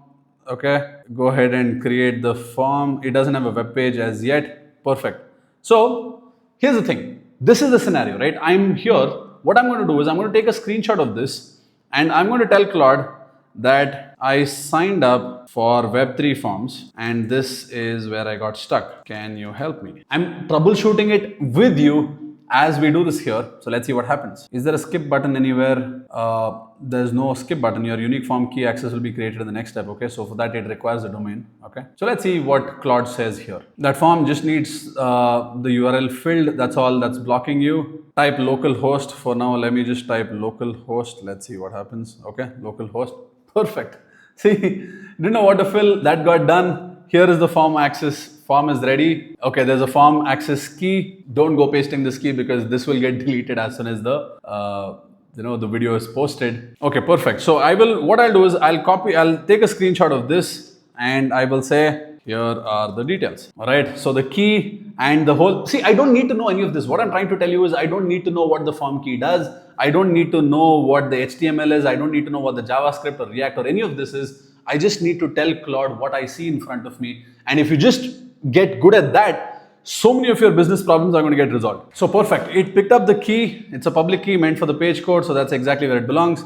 So I'll rewire the button to submit straight to Web3 forms and show a warm thank you on the page. Let me read the current script. So it's pulled out the key. It pulled out this key from here and it's going to wire up the whole thing all on its own without me having to do anything. And it's making the edits. And here's the thing, when you pay something like this, sometimes it takes about a minute and a half. You just need to be patient with it. So, play some music and relax. Perfect. It says it's done. The calculator now submits straight to Web3 forms. So inquiries land in Studio Terrain reliably. So no visitor email app is needed. Perfect. What changed? The button says send my details now. Tapping it posts the inquiry. Superb. The visitor stays on the page and sees a warm confirmation. Thank you. Okay, so let me just try this. Let's say Swastik and my phone number is 12345678890 and send my details. Okay. Oh, here. Thank you, Swastik. We've got your details and someone from Studio Terrain will be in touch. Okay. Phone number is now required. So let's say if I just put my name as Swastik and if I hit send my details, it will say please add your phone number or WhatsApp number so that we can reach you, which is pretty awesome again. Yes. Superb. Now let me go to my dashboard here and check this submission this month. One submission has come in. Let me click on the submissions here, and I'm able to see Swastik. All the details of mine has come, including the number 1, 2, 3, 4, 5, 6, 7, 8, 9, 0. This is simply amazing. In fact, if you remember from the previous step, you can set a reminder, or you can go ahead and take this to the next level, and you can say, you know what, I would like to take all these details, and I would like you to send me a Gmail at the end of the day, a mail at the end of the day with all these leads that have come in so that I can contact them. All of these things is something that you can just do. So what we will do is, so the reminder is right now the domain we put it as localhost because right now it's running on my PC. We need to put this on the internet, right? Instead of the old WhatsApp number. So I want to publish this. So what we will do is first let me restart Claude. Okay, so I've restarted my Claude and I'm going to say I want to publish this on Netlify. Please help me with that. Again, everything is in simple language. We set up the Netlify account. Now the whole thing is done. It's sitting on my PC right now. I want to publish this on the internet, which means Netlify lets you publish things on the internet, and I'm just asking it to publish this on Netlify. And I think the connectors should show Netlify. Yes, Netlify is showing up because we did the connection. Yes. So it says, I'll help you get it live on Netlify. Let me load the Netlify tool and check how the deploy works here. It says it found the tools. And here's the thing. One thing that I do that's got me really good at using AI is anytime I give it a prompt, I keep clicking on these drop downs to see what it's doing. And what happens is in the initial part, you don't really understand anything. But the more you see things, you start understanding how it's functioning. And the more you understand how it is functioning, what happens is you get better at talking to it because this is the direction it usually goes in. You can actually tell it that, you know what, usually you go in this direction. I don't want you to go here. I want you to go this way. So just open it out of curiosity, even if you don't understand it, and that'll really help you. So before anything deploys, one important safety point, your project folder hold confidential client material. I will not publish that folder, okay? I will put only the calculator into its own clean site folder and publish just that. Perfect. So nothing else ever leaves your machine. So let me check your Netlify login. You're logged in at studioterrain@gmail.com. No sites yet. Let me set up the isolated publish folder, then create and deploy the site. Okay. So it's creating all of this on its own. Let's go to our Netlify site to see if something has happened. We can just log in at this point and see it's created something called the Studio Terrain code. We didn't create this, by the way. It's created it. And all these project configurations and stuff, it's creating on its own. You don't need to know what it's doing as long as it's doing the work. And there is another word that scares the living crap out of business owners, or at least somebody who's trying to use Claude Code: deployment. Deployment simply means that taking what is there on your PC and putting it out on the internet for it to work. That's exactly what deployment is. And what we are doing is deploying. The publishing part, that is the deployment. So next time somebody says, we're going to get the whole thing done, we're going to deploy this on the internet, just know that this is what they're doing. So the deploy runs via one-time authenticated command. To be safe about privacy, I'll run it from inside the site folder only. Nothing else here in your project is even visible to deploy. That is beautiful. It is telling you what it's going to post and what it's not going to post. All these things are important to you because see, all of mine is dummy data, but when you do it, it's all confidential information. So you have to take care of all these things. And the beautiful part is Claude does that for you. See, it says deploy is running. NPX needs to download the tool first, then upload. I have no idea what that means. You don't need to know that. Deploy in progress. I'll wait for it to finish. The deploy command failed. Let me read the output. Okay, for some reason it failed because there's some NPN 1 deprecated. Old versions of Glob are not supported and contains widely publicized security vulnerabilities. Because of some security issues, it failed. I'm hoping that it takes these errors and it will either publish it or it will come back to me asking if it can download something or do something and then publish it. Either ways, it's fine. Like I told you, it gets the job done. So deploy failed. Oh, the proxy token from the deploy command is short-lived and the npx cold start likely outran. I don't know what any of this means. Now that the tool is cached, a retry will be fast. I'll also move the deploy into a fully isolated folder in Scratch. Only the calculator, nothing from your project. So privacy is guaranteed regardless of how the tool zips the directory. So now it's trying a different way of doing the same thing. The first time it did it, it didn't work. Same 404 and it failed instantly this time. So it's not the token, the deploy request itself is a problem. Let me get a fresh command and try it again. See, sometimes when these things happen, you get a little taken aback and you get a little disheartened. But I'm glad that all of this is happening on the video because the number of times something like this has happened when I'm building anything. At this point, I've deployed a lot of tools for my business and a few other people. It's been crazy, but sometimes it just fixes on its own. Otherwise, it'll tell you something. You just have to read it properly and give it a command. It'll go ahead and do it again. Yes. And when I say the command, you just have to speak to it in English. So check this out. It says, the single slash. There's some slash part that was blocking the whole thing. Apparently it deployed it. Now the website, https studioterrain.netlify app. This is the one. So it's on the internet. What I'll do is I'll drop this link. I'll keep this link on the description so that you go see this, that this is an actual thing that has been deployed on the internet and it's working, and you can do this too. And when I say, when I put the details, let me put 98765432210 and send the details. Let's see if it comes to the web forms. It shouldn't, because we have not set up the...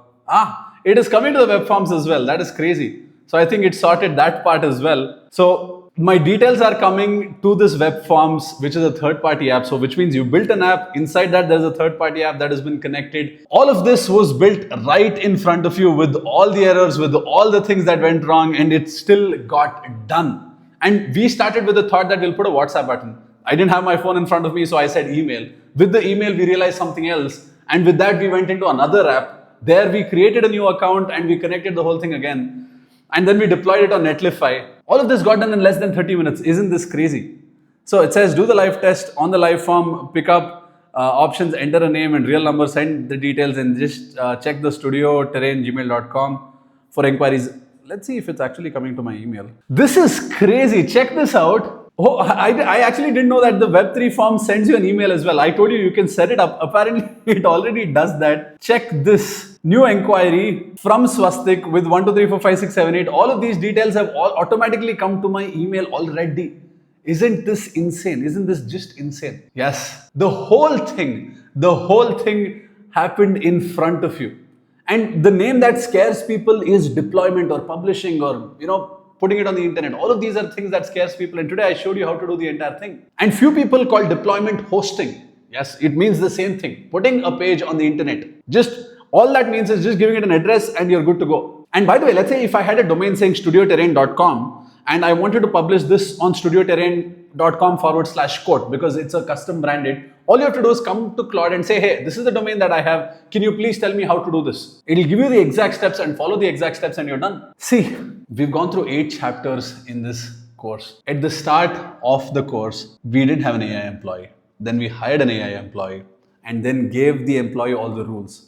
Then started giving the employee a little more power, one step at a time, to a point where we started giving it access to our Gmail, our Google Drive. Then we have come to a point where the AI is building tools and publishing things online, and it's become an ecosystem all running on your business with your rules, with your structure. And this course is meant to show you the power of AI. And in this channel, I'm going to be bringing in a lot of these deployments, a lot of these builds for your business use case and business use case only, because right now there's so much happening around AI that people usually get overwhelmed with where to start. If you ask me, start here. Don't go beyond this. Stick to this channel, because in this channel, I'll give you every single thing that you'll possibly need to blow up your business. Yes. So if this course has added value in your life, don't forget to hit the subscribe button, and please share this video with a person that you know who might need this, because I'm sure there's somebody in your contact who's another business owner who's just as lost as you on where to get started with AI. You sharing this helps me reach out to more people, and that's exactly the mission that this channel is on. And now here's the thing. Now if I take this page, studioterrain-code.netlify.app, which I'll put in the description, you open it on your phone, you can open it on your web, you can open it on your PC, it'll work anywhere. And this is the beauty of this. Anyway, so I think this is where I want to wrap up this course.